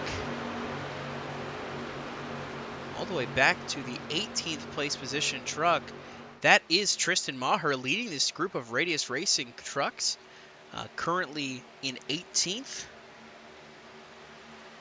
Dawson, you said back. They are 7 seconds ahead of the field right now as it stands. And the way they were racing 2 or 3 laps ago, they were losing time. Thankfully, it was bad. They finally, it was really bad a couple laps ago. But they thankfully have single fired out, and they are trying to make time up to that lead pack who is yet to pit. They've lost one of their trucks though. I believe that is Jamie Wright who has lost touch with these guys. He was at the front of this field, at the front of this pack, but now he's in trouble. Going to be one of our next lappers here pretty soon. You see they're 40 seconds back of 17th place Shane O'Neill. Currently looking to track him down if they can. But they've got a long, long way to go if they want to get up to this front and battle for this lead. But right now, see they're coming on the back straightaway. Just up ahead is going to be that group up ahead. Looking down the back straightaway. That's awesome. What did you say the fuel window was? So I wanted to say it's about 32, maybe 36 laps, but looks like they were able to stretch it. They're right on the window here, I'd say. As we get ready to see if maybe they pull down pit road here sometime in the next couple laps. So we'll have to see. But right now, I mean, of course, it's 32 to 36, I would say, you know, if you're leading the field. If you're in the draft and you're just saving fuel, I mean, there's a possibility to run a lot longer than just that 30 to 36, maybe up to 40 laps even. We'll still have to see how they do it. But also, too, I mean, they're going to try to push it as close as they can to where they can make it on just one stop. That's what I was wondering, because I thought the way the stages worked out, if you just rode bide your time, you could make this in one stop. So it looks like these guys are committed to two. Hearing radio calls for pit stops this lap from the 94, Danny Sapansky. So let's see how many are going to join him here off turn 4. I see Brett Bennett is on. Oh, Michael Walls, Josh Arnold! He's going to almost save it, gets into Roy Crump. They're going to gather it back up. Everybody in a madhouse rush to pit road, but they somehow don't take each other out until they come into pit road to their pit stalls. Roy Crump having issues. Everybody having issues coming to pit lane, and Josh Arnold had to miss pit road because of that contact, so he stays out. We're going to take you back and show you what happened here. Still not in his pit box. Contact with the 22. McCorkle and Jared Wilson stayed out there as well, but Jared Wilson, of course, lapped down, so we saw that happen. And I'm seeing something here, and it's just heartbreaking to see. That is a heartbreaker, because Brett Bennett, I'll say Brett Bennett, he had a connection issue. He was having one whale of a race. He was keeping his truck up front all night. He was putting himself in great position. This whole week, he's been talking about having issues with his computer with running iRacing, and he had finally thought he had it figured out, and unfortunately, it was not figured out. Disconnected there in the middle of the race. Had a great run going, and it's heartbreaking to see something like that happen. I want to make fun of him when he gets wrecked or when he does something stupid. When his computer decides to not allow him to race, it's no longer fun to make fun of him. So it really sucks to see a race go that way. But that's the nature of the beast, pretty much, at this point. But Cody McCorkle, by himself, staying out. He's got the 88 Christian Pacheco in the 5 with Justin Durand behind him. And this field is so spread out and so split apart. Dalton Kelly, Josh Arnold, Ryan Bogey are all together this next pack. This is 2nd, 3rd, and 4th. They're pulling off of pit road, but just behind him, here comes the field storming by. That's Tristan Maher, Alonso Chicano, Alex Kerfan, David Durand, Bennett Allen, Michael Kruger, Ethan Fonseca Moreno. There's Josh Coppernoll. That's Cameron Cullo, Matthew Stotts, and out back is Nathan Fuller. That is this group right here. They are currently now 2nd through 11th, through 12th actually. Nathan Fuller is the final addition. And then a little bit further back, here comes Nick Habiak with Cole Snyder. They are making moves now. They're going to catch up to this second group, and they're going to pull down. Daniel Sponsky going to pull in line, trying to pull some draft. They're going to work their way through now. As you see, Arnold finally able to hook back up with his teammates. As Saponsky sticks it in there and makes sure he doesn't allow them to hook up fully. Now we're starting to see everything splintering off. They're going to go side by side, and that's not going to help them to catch this group. They're 3.5 seconds back and now losing time as they're side by side. As finally, Cody McCorkle is on pit road, your race leader. And so with that, that will hand this lead over. Once they cycle around to 69 of Tristan Maher, and this Radius Racing and Pist'n'Broke Motorsports, Pist'n'Broke Racing, excuse me, groups here, all the way through 1st through 11th is what they'll be when they cycle around here. See, the Radius group here, they lost time on the racetrack a little bit, but they had such a better entry than everyone else. It didn't matter. There was chaos for the rest of the pack when they came on to pit road. So, well, also too, on top of the entry being perfect, I mean, you're talking about these guys have been planning and working together to get together. and stay together, and they stayed lined up this whole time. So they're not jumping around, moving around, trying to make passes like we saw in that second pack. They lined up, and they just kept going in a line. That's all they're doing. So that's what's allowed them to kind of get this run and to pull out in front now. They're almost a 4-second gap over what will be the second pack, led by Nick Hapiak in the 6th. So we'll see how this shakes out. Update on Brett Bennett, guys. He's back on the racetrack, but he's 3 laps down right now, scored. So really unfortunate to him, like you guys said. So glad he was able to load back into the sim real quick, but very unfortunate. His race is basically over from that. Hopefully he'll be able to get some couple of points here to make this worth it, and he's gonna not have fun for the rest of this race, just riding out there by himself. Well, he's at least got 1 bonus point from the pole, and he got some stage points as well, finishing top 10 of the stage. But yeah, finishing 32nd is just not going to help, especially, with the field this big for Daytona, obviously. Usually, a 32-car field isn't a normal thing for us here in the Pist'n'Broke Truck Series. We usually see about maybe 20 or 21, so having this big of a gap, being in that deep of a hole to start the season just is not good, and it does suck. But it obviously still plenty of race to go. He's got 2 cars ahead of him that are a lap down, so if he gets a quick run of cautions, and he can maybe swing his way in his favor. I mean, he can be back in it, but it's got a long way to go for him to be able to do that. He is ahead of the 8 of Jared Wilson, who's about to go a 2nd lap down in that number 8 machine, just ahead of the leaders. And then Christian Pacheco has scored a lap down as well. Roy Crump by himself, he's going to need a caution to catch a break as well. But we'll see if they can get that lucky break they need. Now, we mentioned as well, Jonathan, you mentioned it, the difference between 1-stop and 2-stop. What we've got right now, we're looking, making about, at the line this time, 34 laps to go. These guys that are leading right now have been out there for about 20 laps. So we're going to have to see if they're going to have to pit again, if they can make this strategy work where they pit again and get out in front. But I think with the way it's working out right now, this big gap they're putting over the second group, they might be able to do it. Yeah, honestly, when that second group pit, I don't know. I don't know if they're going to be able to make it. The only one I'm convinced can sort of make it, depending on where he ends up in the draft, is Cody McCorkle, because of how much further he went. So I normally, this is why I'm being a bad commentator, because I would have done some laps and I would have known how long you can go exactly, and I would have a better idea, but I'm pretty sure about that. McCorkle, he's at the tail end of this second pack. He was able to catch up with them, and he's riding with them right now on the tail end of the lead of the second pack. So we'll see if he can make something work. Right now, they're 7 seconds ahead of Hapiak, a big gain over, and I think a big part of that is the blinking we're seeing out of the 6 of Nick Hapiak. He blinks in and out kind of off and on, so we'll see if that benefits him. 2 trucks on pit road. Looks like it's Justin Durand and Christian Pacheco. They're going to pull it down pit road right here, it looks like. Jared Wilson has gone a 2nd lap down. Brett Bennett is right up ahead of the race leaders. So he will go that 3rd lap down, and this time I would say, 2 laps down, you're kind of out of it, but 3 laps down, there's no coming back, no matter what. So Brett Bennett's going to pull to the top lane, going to let the field go, and that'll put him his 3rd lap down, and that hammering you hear, that's the sound of the final coffin nail of the coffin, as famously said by Marty Reed. So we see here, it's going to be a lined up single file thing between these guys. They're not going to try to pass each other. They're not going to try to race each other. This line of trucks right here, they're going to stay lined up and just pretty much just push and push and push as far as they can until finally they need to pit. And that's what they're going to do.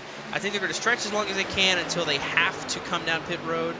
And that's what I'm just thinking we're going to see out of this group of trucks. But like I said, they've got now a 9-second gap over this second pack, who's kind of got racing here.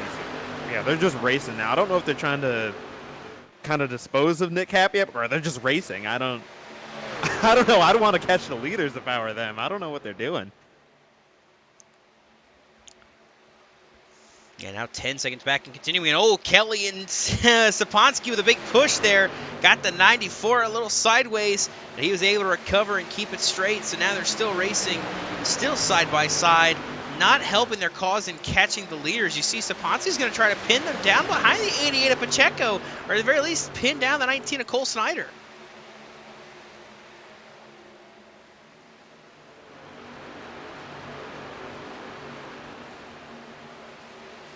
And you know who's loving this racing going on right now?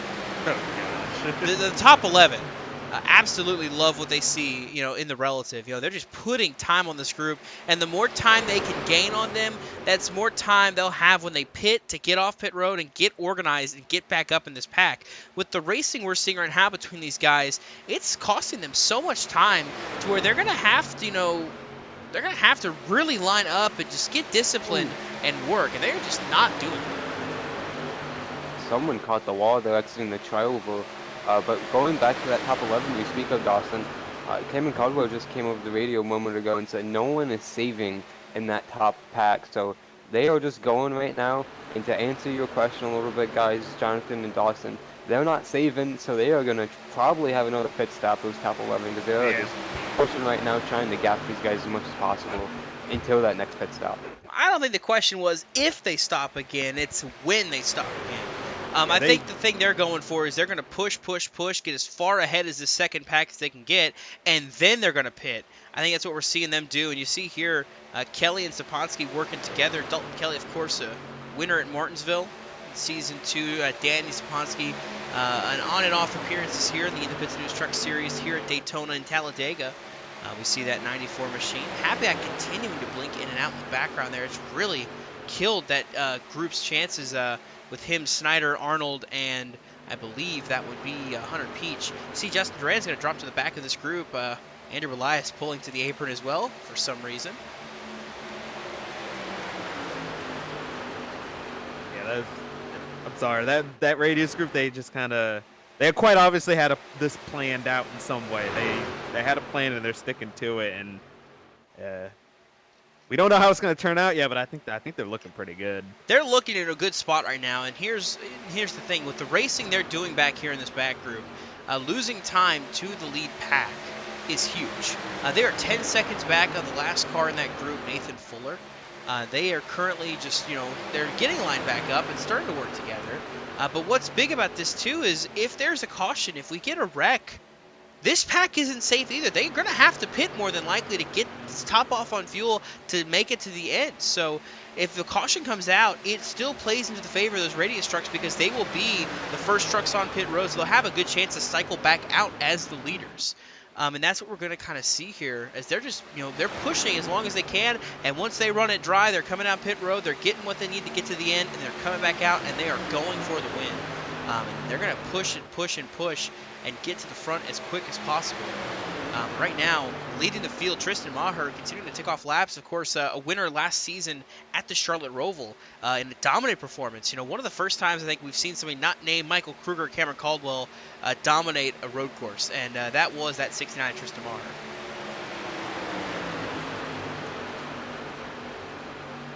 Yeah, he has speed at every track he goes to.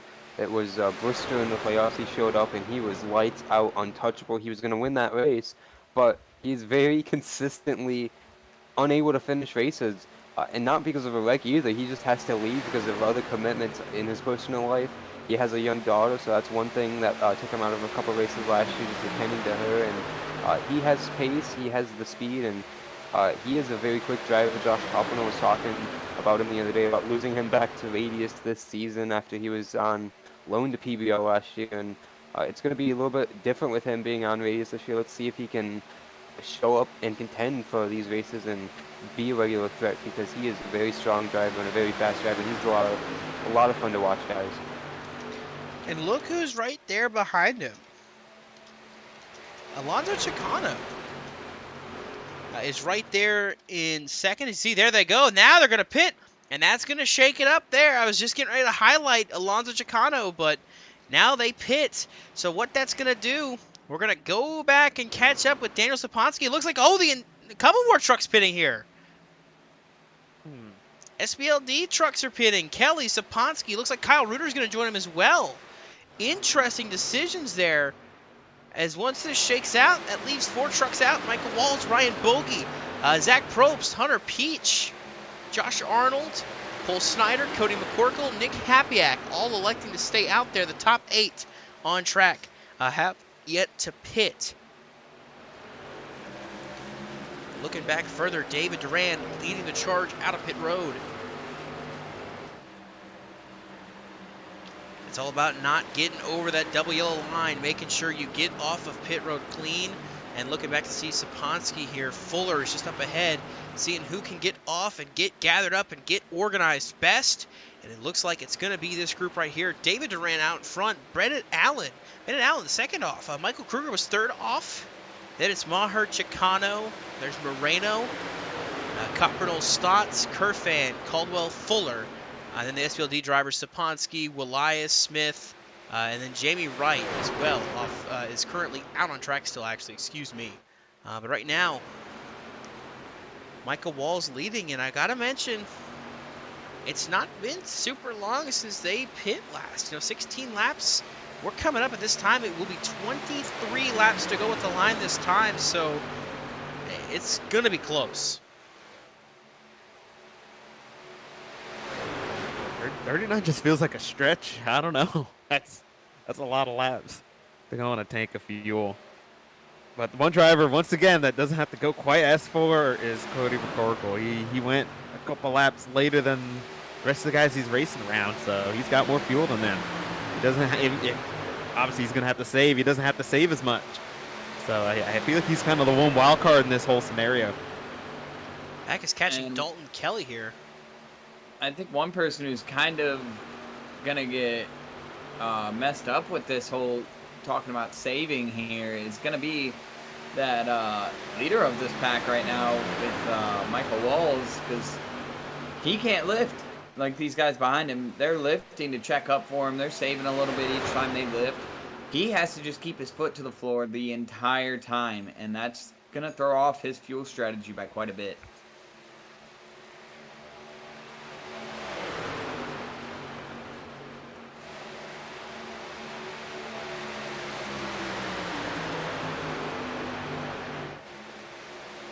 On the rest of the field, in 9th place, leading this pack of trucks, Bennett Allen, the 15 machine. Michael Kruger there in 2nd. Chicano is 3rd. And then David Durand in 4th. So you look right here, 10th, 11th, 12th. Those are your 3 previous winners of this race. Chicano in Season 1, Kruger in Season 2, and David in Season 3. So all 3 of them lined up right here behind Bennett Allen, who has scored 9th right now. But once these pit stops happen from this group, if they pit, that would be your race leader. So we'll see how this shakes out. We hit the stripe. It will be 21 laps to go in the fast lane 250 coming up on the end of this race. Probst and Walls, though, with some contact. A little sideways on the push. Oh my goodness, he's still sideways a little bit. That's crazy. It's getting dicey now between these two. Things are getting a little chippy, and it's kind of going to mess things up for them. If they cause this caution here, if they wreck themselves out of it, it's going to be a pretty rough one. As you see Dalton Kelly holding in front of Cole Snyder in the 19 on the outside lane. Dalton Kelly a lap down right now. The free pass position is going to the 45 as we speak if we get a caution. One thing I forgot to say while we were just looking at this pack, as we see those the NAOR guys are pitting, is that Christian Pacheco was able to keep up with the pack while just being by himself on the outside, and that's not just side draft. So they're really checking up some of these guys. As they pull down pit lane, it is definitely a long drive. As they do that, you'll see Bennett Allen. They're side by side now. They're battling for positions here. This second group of trucks, because right now, I mean, things go to plan. They cycle out as the race leaders.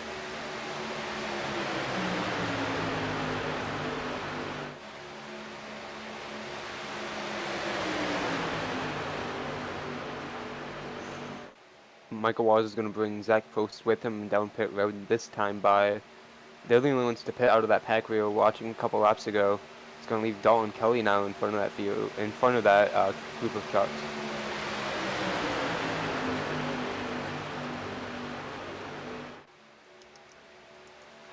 Cody McCorkle is going to cycle into the race lead from that. He is the 4th truck on the inside lane right now. Jonathan, you talked about it last time. He went longer than everyone else, and he's going to have to spend a long time just saving fuel if he's going to have to commit to this long game strategy here. I mean, he's on the strategy. He's got no other plan. He might as well stay out as long as possible. Even if he catches a caution and he can't make it, he still stole all that track position. So, yeah, the big thing here, looking at the math, it's going to be 18 to go at the line this time. So right now, McCorkle would be on about another 18 laps. So that's 37 laps. That's right by the window that I've estimated. So I don't know if that's an accurate estimate, but he's right there on the window. Ryan Bogey in second right there. They're both right there. So if they are max saving fuel right now, if they are just pretty much pulling the draft of these lap cars and saving as much fuel as they can, this might be something that we kind of saw similar happening to in NASCAR and real racing reference. Greg Biffle, Talladega in 2015. He was doing the same thing. He stayed out longer than everybody else, and he was saving fuel like crazy with a bunch of lap cars. He was about 30 seconds ahead of the field, and that's what we see right now. They're 26 seconds ahead of the rest of the field as they continue to battle for this 3rd spot between Bennett Allen and Alonso Chicano. If they can save enough fuel and they can stretch it to the end, they've got this race won if there's no caution. We had an almost huge accident a lap ago. Josh Coppenall got squeezed into the pitting out Michael Walls on the front straightaway. He got shoved below the yellow line, just pushing, riding around with his teammate Ethan Moreno. They got forced 3 wide, and then all of a sudden they were 4 wide with Michael Walls in his lap, and got squeezed into that car pitting at that truck pitting out, and it damaged that 42. Then he slid up, hit the wall, and I saw him slow on the in 2 and 3 and 4 coming to the pit road with a bunch of damage, and he is getting that 42 truck attention from the crew now, but his night is over from contention in this race, unfortunately, after that contact. You see right there, close, and then he hits Moreno, and then ping-pongs right into Michael Walls. Just nowhere for Coppernoll to go. It looked like he got maybe tapped in the back through the tri-oval, and that's what really caused that 42 to have issues, but tough way to end the race there for Josh Coppernoll.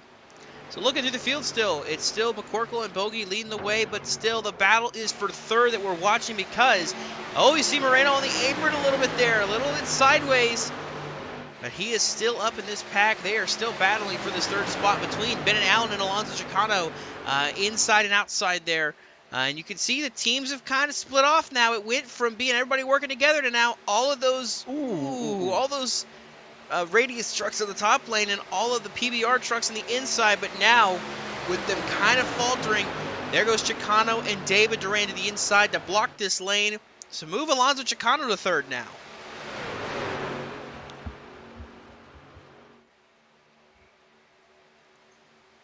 At the line, it was 15 laps to go here in the fast lane 250. We keep our eyes on the battle for 3rd because it very well could be the battle for the win. Cody McCorkle out front. He's got 22 laps since he last pit. He's got to make it 15 more. Ryan Bogey, last pit 25 laps ago. He's got to make it 15 more. If they can stretch the fuel all the way, they have a shot. But they're going to have to save. And you can see with the lap times that are being cut down, they have definitely been saving. It was 4 seconds less than the last time we updated you on that time. It was 26 seconds. Now it's down to 22 seconds for this lead. And we see this continued battle here between these groups of trucks out in the back.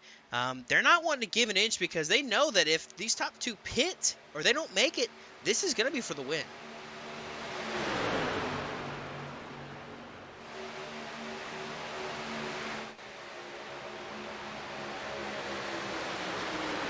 You're absolutely right, Dawson. As we see, Alex Cuffin's going to roll alongside Alonso Chicano now for this 3rd position, side by side in turn 2. Now on the back straightaway, Caldwell had to ask Roy Crump about a lap ago to stop pushing him, to not push the pusher, and things getting pretty risky up front. Now Crump on his own agenda, going to the middle 3 wide with all these radius guys, 2 by 2. Ooh, he's getting a little sideways there. That was very terrifying there if you're Cameron Caldwell and Alex Kerfin. That slows them up and checks them up and allows Chicano and David Durand to pull away the two previous winners there, a part of Radius Racing in this race. They are currently riding third and fourth, what will be first and second if our top two pit or run out of fuel. Yeah, no, other former winner here at Daytona, Michael Kruger, is also in this pack in 8th. Part of his 3-car train there with Pist'n'Broke Racing just behind Bennett Allen, just ahead of Ethan Moreno. So he is still in this game here to have another repeat win, to have a first repeat winner here at Daytona if we were to see it. But they are racing really hard up front. Now they all swap to that top lane in turn 3.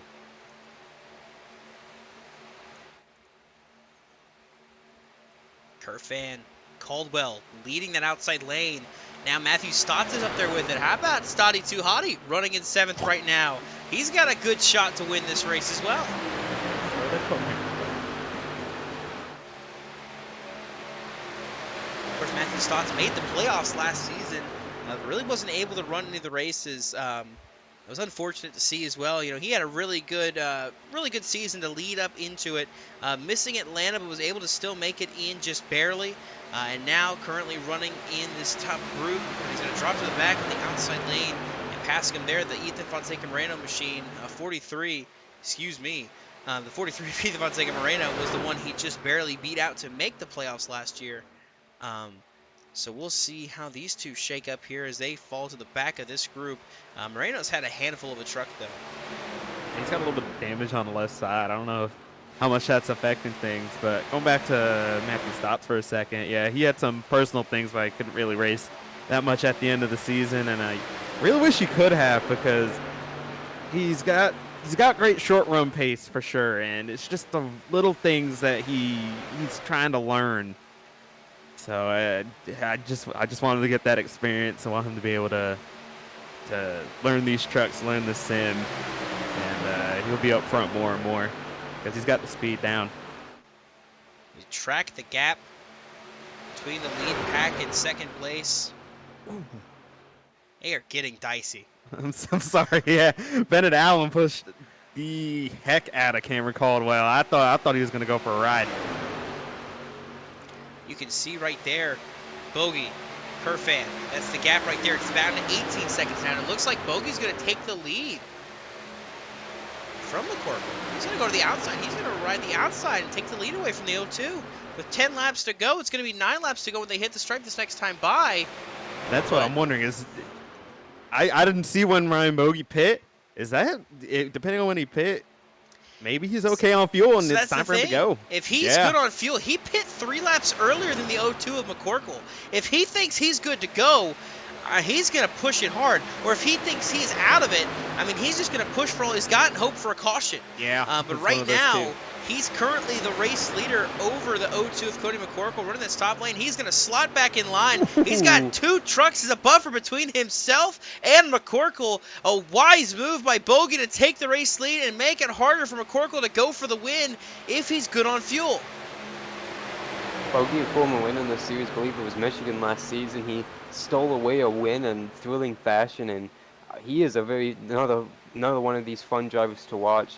They just need more experience in the sim, and when they do get the chance to shine, they do a phenomenal job. And it could be an interesting one for Ryan Bogey, but it is really coming down to it here if he is going to have to beat Cody McCorkle by just a few truck lengths here, island hopping in line like this.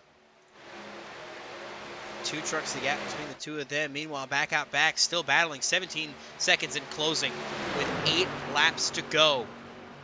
Kerfan and Chicano, the battle right now is for the podium, but it very well could be for the win.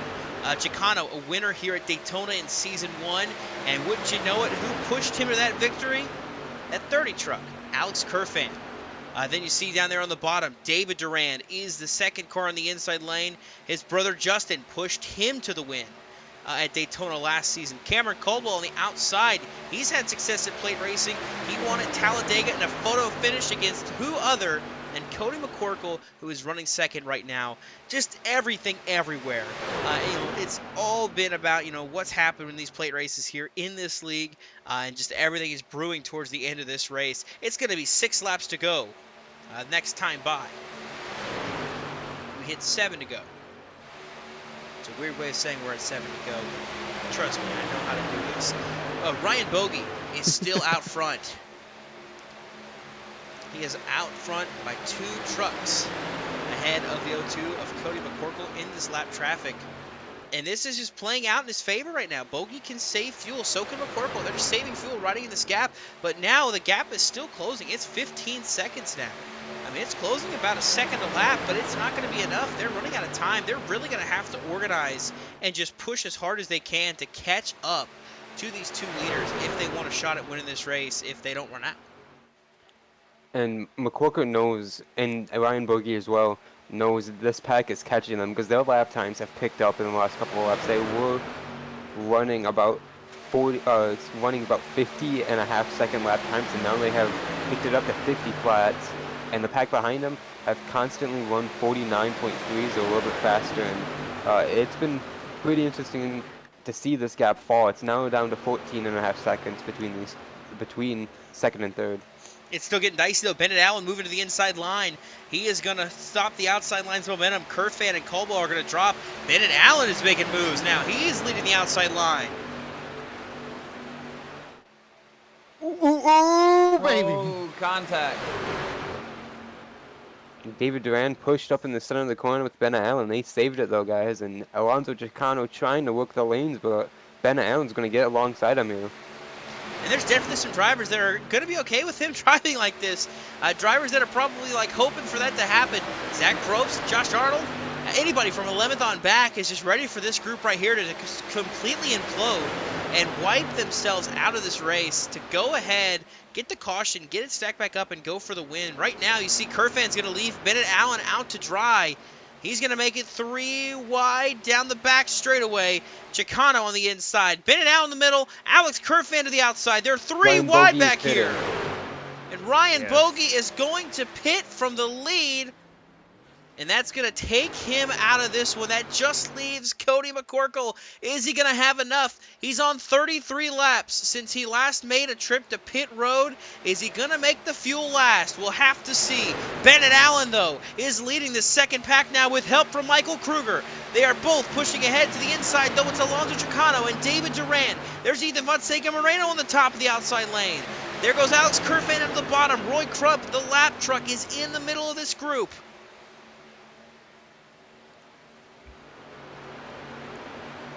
And you just know somewhere out there, the 42 truck got retired, but you know Josh Coppernoll is smiling right now, seeing his 3 trucks working together right now on this outside line, and all of them pretty much hoping that Cody McCorkle can't make it as he crosses the line here.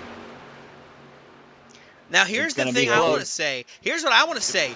Look who's behind the 0-2 of Cody McCorkle. That's the 69 is Tristan Maher. If you're one of the Radius Racing drivers, you're telling him to get out from behind this 0-2, stop pushing him, don't let him save.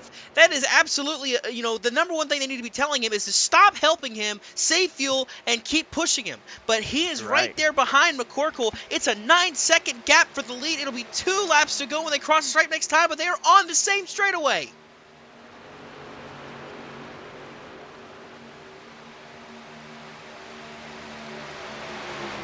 Nearly a 20-mile-per-hour speed difference between McCorkle and what would be second place Alonso Chicano. Side by side, though, still battling for this spot because right now it's looking like it's going to be for second, if not the win.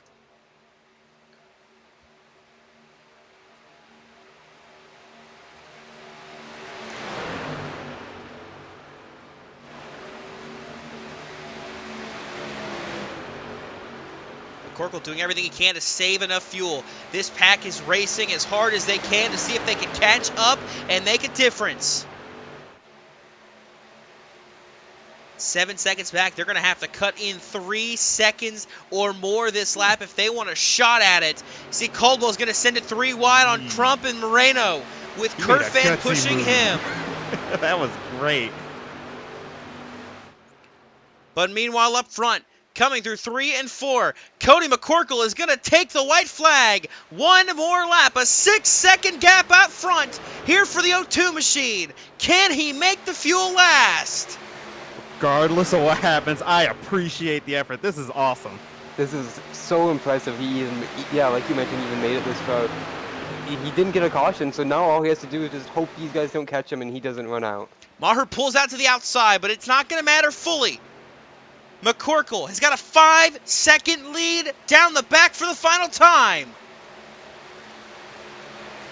It was all about strategy. Who could make the fuel last? Is McCorkle out of fuel? McCorkle slow! Now they're 3 wide for what would be second. Now it's going to be for the win. Chicano on the inside, Bennett out in the middle. And there's Cameron Caldwell on the outside. Coming through 3 and 4 for the final time. McCorkle's going to run out. They're going to wreck. Coming to the line, it's going to be Bennett Allen. No! Michael Kruger! Michael Kruger steals one. I don't even know what to say. What? Oh, there's still cars flying into Cole this. Slido just got sent to the moon.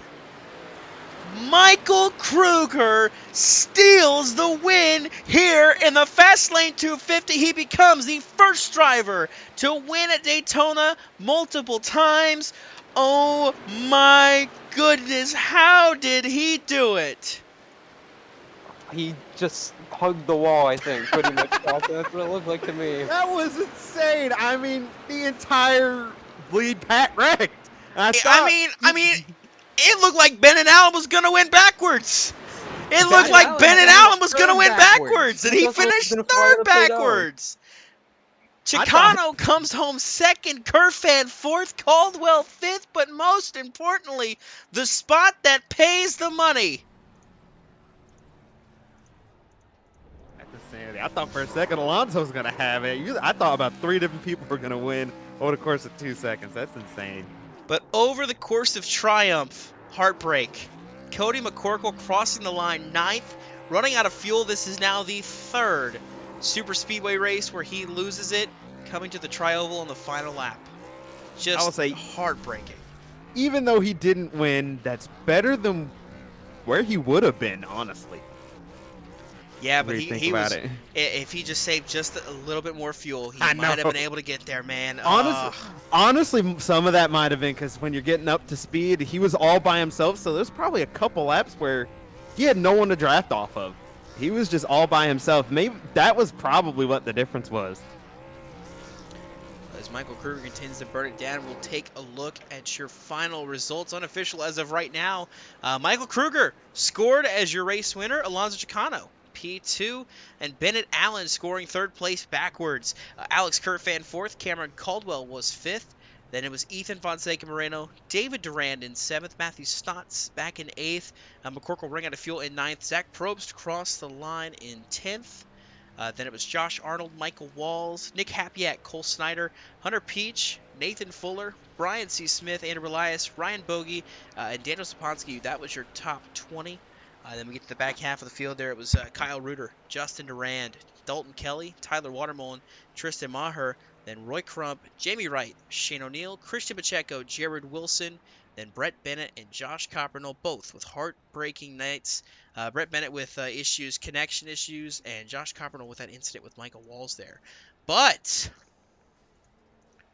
how about Michael Kruger? Man, oh man, what a way to open the season with that hectic of a finish. We've got to look back and see what happened leading to that one. Because that all started with that O2 running out of fuel. He was just so close, but wasn't able to get it done. So we're going to take it back on that last lap here. This was the battle. What was for second until McCorkle ran out. Then it became for the win.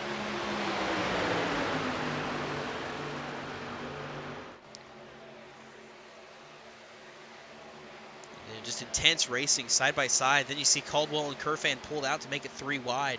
Moreno tucked back to the middle lane to stay with his teammates.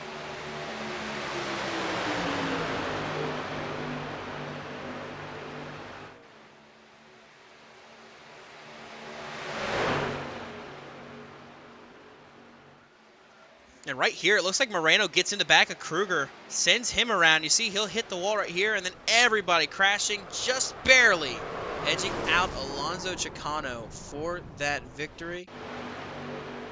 Gonna look at it one more time here from the side. Contact made right there. You see Moreno gets off on his wheels, but then right here, this is coming to the line. Crump ended up helping the 15 and 25 get to the line first. But look at how close this is for Michael Kruger.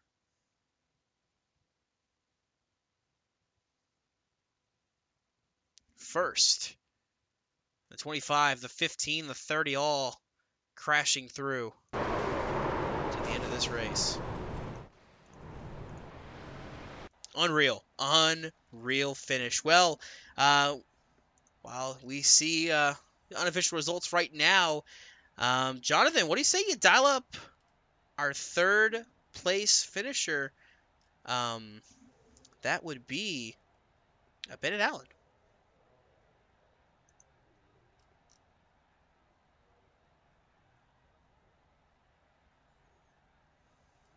I don't mean to be that guy, but which Jonathan are you referring to?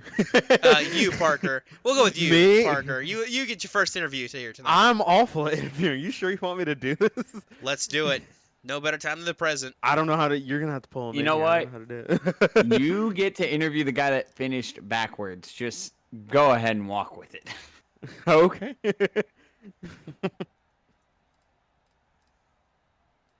Bennett Allen, this is Jonathan Parker in the JCTV booth. You got a copy? Yeah, yes, I do. I don't know how to describe that last lap other than a huge cluster. Coming off of 4, you see Cordy McCorkle runs out of gas, so you know that's for the win. You're on the outside of Chicano. Just walk me through how you ended up backwards and how you finished third backwards.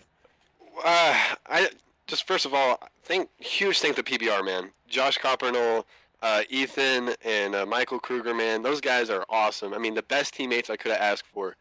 Michael was so committed to pushing me to the win. I was so excited for him to be behind me. I probably made a couple stupid moves there with about, 10 to go or 5 to go, whatever, but somehow I made it work. But coming to the line, man, having Michael behind me was awesome because I knew I was going to get a good push. And then I saw in my mirror, I'm looking all in my mirror as I'm coming across the line, and I see everyone start just wrecking. I said, oh, crap. And I thought about going high to avoid the 25 because I knew he was going to get hit. But I was like, if he keeps it straight, I need to stay right here to door him at the line. And all of a sudden, I'm sideways, and I got hit by, somebody at 180 miles per hour, and it propelled my truck across the line backwards. I couldn't help but laugh for the last, 10 minutes. I mean, it's insane. Best finish in a league race I've ever had, hands down, in my whole entire life. It's insane. I still have few words. Yeah, that was certainly a wild finish. We were less speechless up here in the booth, but Radius and PBR worked very, very well together. And I just want to ask, did y'all have that? How much planning did you guys do to get that all orchestrated? Because you worked that 2-stop strategy a lot better than the second pack, who was a lot more disorganized. We were yelling a little bit back and forth. Not yelling angry mad, but we were trying to figure it out. I think it turned out both times we pitted, it was off my call. So you're gonna take all the credit. I'm not going to, because me and Michael were talking for a minute, but we were kept talking back and forth. And on that last pit stop, our original goal was either lap 80, then I moved it back to 78, and they said maybe they'll pit lap 75. I said, okay, crap, that's a good idea. We're gonna make it anyways, so let's just short pit it. And then we go down 75, and they come down with us, and it just worked out. And I think I got second off pit road somehow, and I was spinning my tires. And I was trying to get back on track, on the access road, and I almost went on the big track. That would have given me a penalty because I had no grip. But it was fun, man. I mean, the strategy, I haven't went green all the way in a league race before, ever. Besides that one stage caution, green all the way is insane, and that's huge props to everybody at ITPN. I can't believe it. I've never experienced something like that, and it's so much fun when it goes green. It's just, strategy is awesome. Some people hate it, but I love it. Yeah, strategy was very interesting up here. I was trying to figure it out. Do you have? I know you gave shout outs to your teammates earlier, but do you have any other shout outs you want to give? Well, obviously JCTV. Josh is a very good personal friend of mine. Known him for years now. He sponsors me in other leagues too. So that's why he's on the car, and their podcast, Fastlane podcast, actually really, really good. So I recommend anybody out there who hasn't listened to it, take a listen. Also, Blaze Vintage, also another friend of mine who does like vintage racing gear. Really cool guy. And I think that's about it. And obviously, again, PBR, everyone over there, man, they're really cool guys, and everyone is really excited for the season. And I think we're going to go pretty far this year. I'm just really excited because we work really well together. All right, that was your third place finisher, Bennett Allen.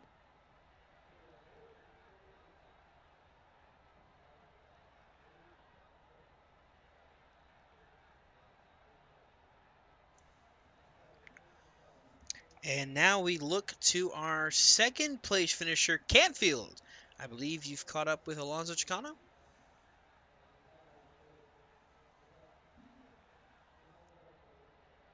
Indeed, I have. Alonso Chicano able to bring it home second in what I could consider to be one of the craziest finishes I've ever seen on this server, in a league race, anywhere in a long time. I'm sure you thought you had the win there coming to the line, but go ahead and walk us through how the race went for you and just overall how that finish was for you from your seat. I don't think we probably could have written a script better than that finish that we had. It was absolutely insane. I had as soon as we started wrecking, I was just trying to hang on pretty much. There was a split second where I was still facing straight, where I thought I still had a chance of winning. But overall, I'm happy with a P2 finish. Really wish I could have had the win, but maybe if we would have all kept it straight, maybe I would have had a chance at passing Allen in the end there. But yeah, just insane finish. There was a lap car he was kind of messing things up for us. It was a little bit chaotic. I'm not sure really what triggered the wreck in the end there. It's post race. You hear a lot of people be angry over all sorts of things. So we'll have to look back at the replay and really take a look at it. But yeah, just overall really happy with the P2. Really wanted to win this one. It would have meant a lot. But yeah, that was insane. Couldn't really ask for a much better finish than that, especially I'm sure in the broadcast booth it looked insane. It certainly did look insane, and we talked a lot. Even in the Fastlane Live podcast before the race, we talked a lot about team and your teammates, and it seemed like you were able to keep your teammates right there with you. And did that really help you out there towards the end with having all those teammates right there? Did you feel confident in their ability to help you get what was almost a win?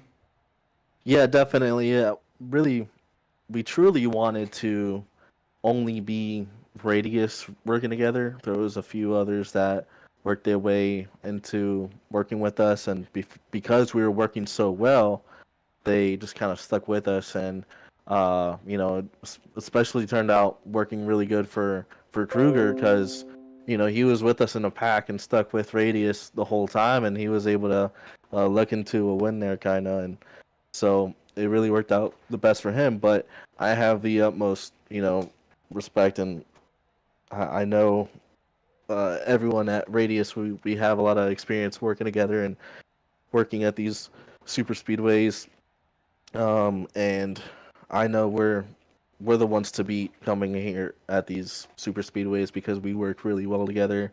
We got a whole bunch of guys that can really stay in their lane really well, hold a steady wheel, and really that's the difference maker is just being steady and being consistent throughout that whole run where we had a pit during green. We were just making so much time on the other pack because we were just that much more organized. So that was a huge difference maker for us. Well, we look forward to next week. We have, I I believe I just looked at it and I already forgot. I'm an idiot for that, but it's Homestead, I believe, is what I just looked at. What do you think you got for Homestead, and how do you think you're going to try and carry this little bit of momentum you got from finishing P2 into next week? Yeah, I'm excited. Finally, I feel like it's been so long since we've been able to finish a race in a position where we actually kind of deserved. Maybe you could argue that maybe we deserve to win or not. Obviously, you know what I think, but it's nice to not get bad luck for a change, especially with how last year or last season, I should say, ended. But hopefully, we can continue that, and leave all the bad luck in last season. And Homestead is a good track for us. I think we should definitely be in contention, at least for a top 5. There's going to be some others that are going to be really tough to beat. I think Ethan is going to be tough to beat. He's going to be really fast.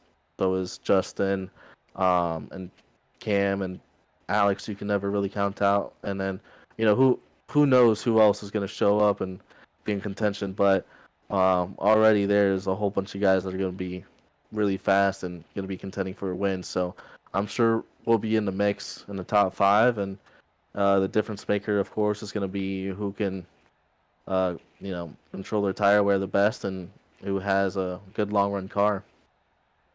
Alonso, congratulations on the P2 finish here tonight.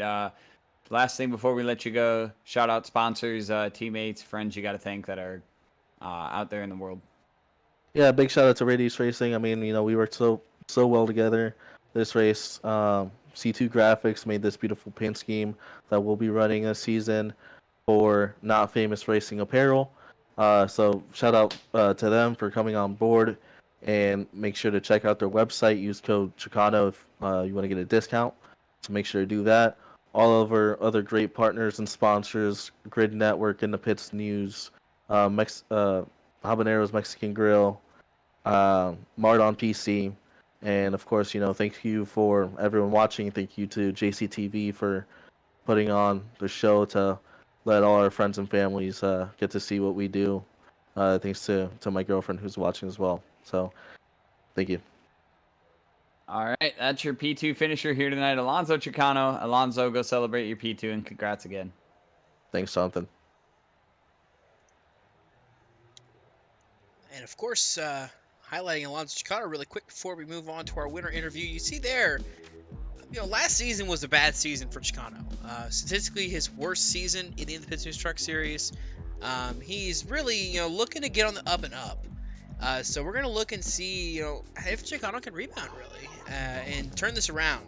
And so far, a really good run tonight. Up front, mixing it up, and, had the strategy call that was right just at the end. It just didn't pan out the way he really needed it to pan out there with that wreck at the end. But with that, we move on to Victory Lane, where we've got an excited, crazy driver here. Michael Kruger, how on earth did you put that one in Victory Lane? I have to ask myself the same thing, Dawson. I can't believe that just happened. Yeah, so on the white flag, I was just pushing Bennett there, coming off 4. My motor was about to blow up, so it was either motor go boom or push Bennett to the wind. And I just got a light tap a little bit on the straightaway, and I tried to save it, getting a little loose, and I hooked it into everyone else. It's not really how I want it to fare exactly, but I just got hooked, and I tried not to lift because we're all going to the line. And once I got wrecked, I just tried to keep it straight and just gas it up and try not to get wrecked. And I honestly thought Alonso was going to beat me at the line. I did not know I got it at all until 5 seconds after. I can't even know. I probably just pulled a rabbit out of the hat of that win. I don't know how I did it. I mean, yeah, it came down to it at the end there. But, something I want to talk about, though, as well, throughout the race. I noticed that the PBR trucks were working well with the Radius and the Vortex trucks. Pretty much we're on the same strategy, lined up together the whole time. when you all got out on pit road and got all organized and you all got out ahead of the second group of trucks, what was it, really the thought process like riding out those last about 20 or so laps for that final lap? Well, Dawson, for the initial pit at following the stage, we were actually kind of like crunching through the numbers really on like what would be the best way to chop it to two because there's no way we were going to push it on a one stopper, and so we were thinking we're all riding together really, and we um, we noticed Radius were pitting because we were like probably strategizing, and when we noticed they pitted early, we thought, well, if they pit early, we could probably piggyback on their strategy. So the next lap we pitted, we came out ahead, but then they passed us, and we pretty much just rode around with them the rest of the way. And on that last pit stop, we were bouncing around strategy for ever and ever. And so I the big credit to all this is Bennett Allen. He absolutely called it because we were going through the idea of like when they'd pit, and Josh was like chimed in, went, I think they probably might pit at lap 25 because it's Radius and like Alonso's the 25. So it was like a flat out guess, straight up guess. And Bennett was like, you know what? Let's pit one lap before 25. And sure enough, when we pull into pit, Radius just so happened to pit. We did like Bennett absolutely just nailed the call there. Like we did not anticipate that to go that way, but we were just shocked at that work. And we just executed coming in and out, and we were trying to fight for track position because we knew that was going to be for the win, barring if if we didn't know if McCorkle was good on fuel there, and we just made moves to try to get track position. That's just how we kind of wound up in position with me pushing Bennett there. Well, something I want to mention as well before we get to letting you roll this out. Top of the broadcast, I did mention I have you pegged as my championship pick, for the season. I'm putting the pressure on you early, and so far you got to win. You were able to win here tonight, and you're able to put yourself, already back out there. As you've not gone anywhere. So, what are you looking forward to throughout the season as a way to kind of rebound from the past two seasons of coming so close and not being able to close the deal? Consistency. I think being consistent, always being a threat for the win week in, week out, even try to do good on tracks that I may struggle on or may have rough days, try to make the most of it. I think it's just going to come down to getting stage wins, stage points, and all in between. And of course, be there in the hunt for wins is what's going to be the driving factor here going for this championship this year. I mean, I got no stage points because I had to serve that drive through, but I didn't expect to get that win. So already we got some playoff points. That's huge for later in the season. Just gonna want to keep getting aggressive with it. I mean, we got to win. I guess I'm locked in at the playoffs. I guess with this format, correct me if I'm wrong. And yeah, we're just gonna be aggressive with it. Try to get as many stage points as we can. Put ourselves in positions to win stages even for extra playoff points and hunt those W's. Like that's all you can really do and ask for, really. And just be consistent with it. Alrighty, this is your sixth win on your career. You know how this works. Red carpet rolls out to you, teammates, sponsors. What put that 14 truck in victory lane tonight? Well, it's my teammates. My teammates Bennett Allen, Ethan Fonseca Moreno, and Josh Coppernoll. Those guys put me in position to put me in victory lane. Like, I mean, I love my teammates really after tonight. I mean, I'm really excited for how the rest of the season go. We worked together really well. I mean, we worked as a team great with pit strategy that set ourselves up to fight for the win, which especially at a super speedway race where tonight fuel strategy became a key factor.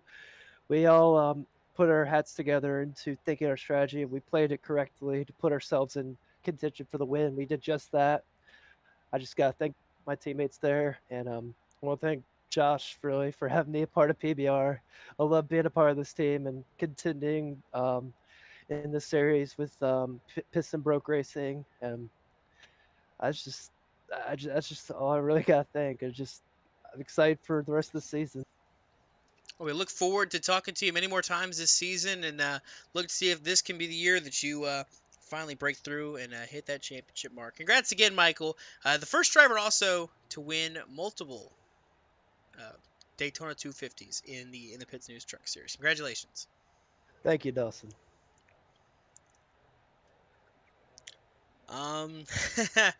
Adam, John, we've got another guest here in the booth with us, obviously. Josh Coppernell is here, unfortunately. 32nd, dead last. Take us through what happened in your eyes, in your instance. Well, I really have no idea what happened. Just lost control on the front straightaway. I don't know what led to it, but was hoping to get back on track. Ethan was right there. He was obviously doing what he had to do. I'm not mad at Ethan. I'm not putting any blame on it. There's a whole lot I could have done. I saw Probst right there. Didn't want to murder Probst or myself for that matter, so I went to his outside and he was moving up, doing what he was doing. So again, not putting anything on Probst because he was doing nothing wrong. At this point, he just has some kind of random truck flying on his back bumper. Got around him, and then there was another truck there. I slammed on the brakes. At that point, it was a little too late. I think it was Michael Walls. I just want to apologize for him because there's a whole lot I could have done that I didn't do. And it was just, it's embarrassing, honestly. Yeah, I'm gutted. We had a great strategy going. I can't believe we were working with Radius so well because that was totally unplanned. Those PBR guys, I just can't say enough about them either. Congrats to Mikey, Bennett, and Ethan for an incredible run tonight and leading the team despite their team owner losing all talent.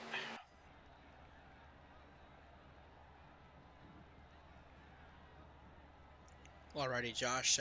We'll hopefully talk to you in a much better mood and better spirits next week at Homestead. But we'll go on with the rest of the booth here. Guys, what was your thoughts on this race that we saw play out here tonight?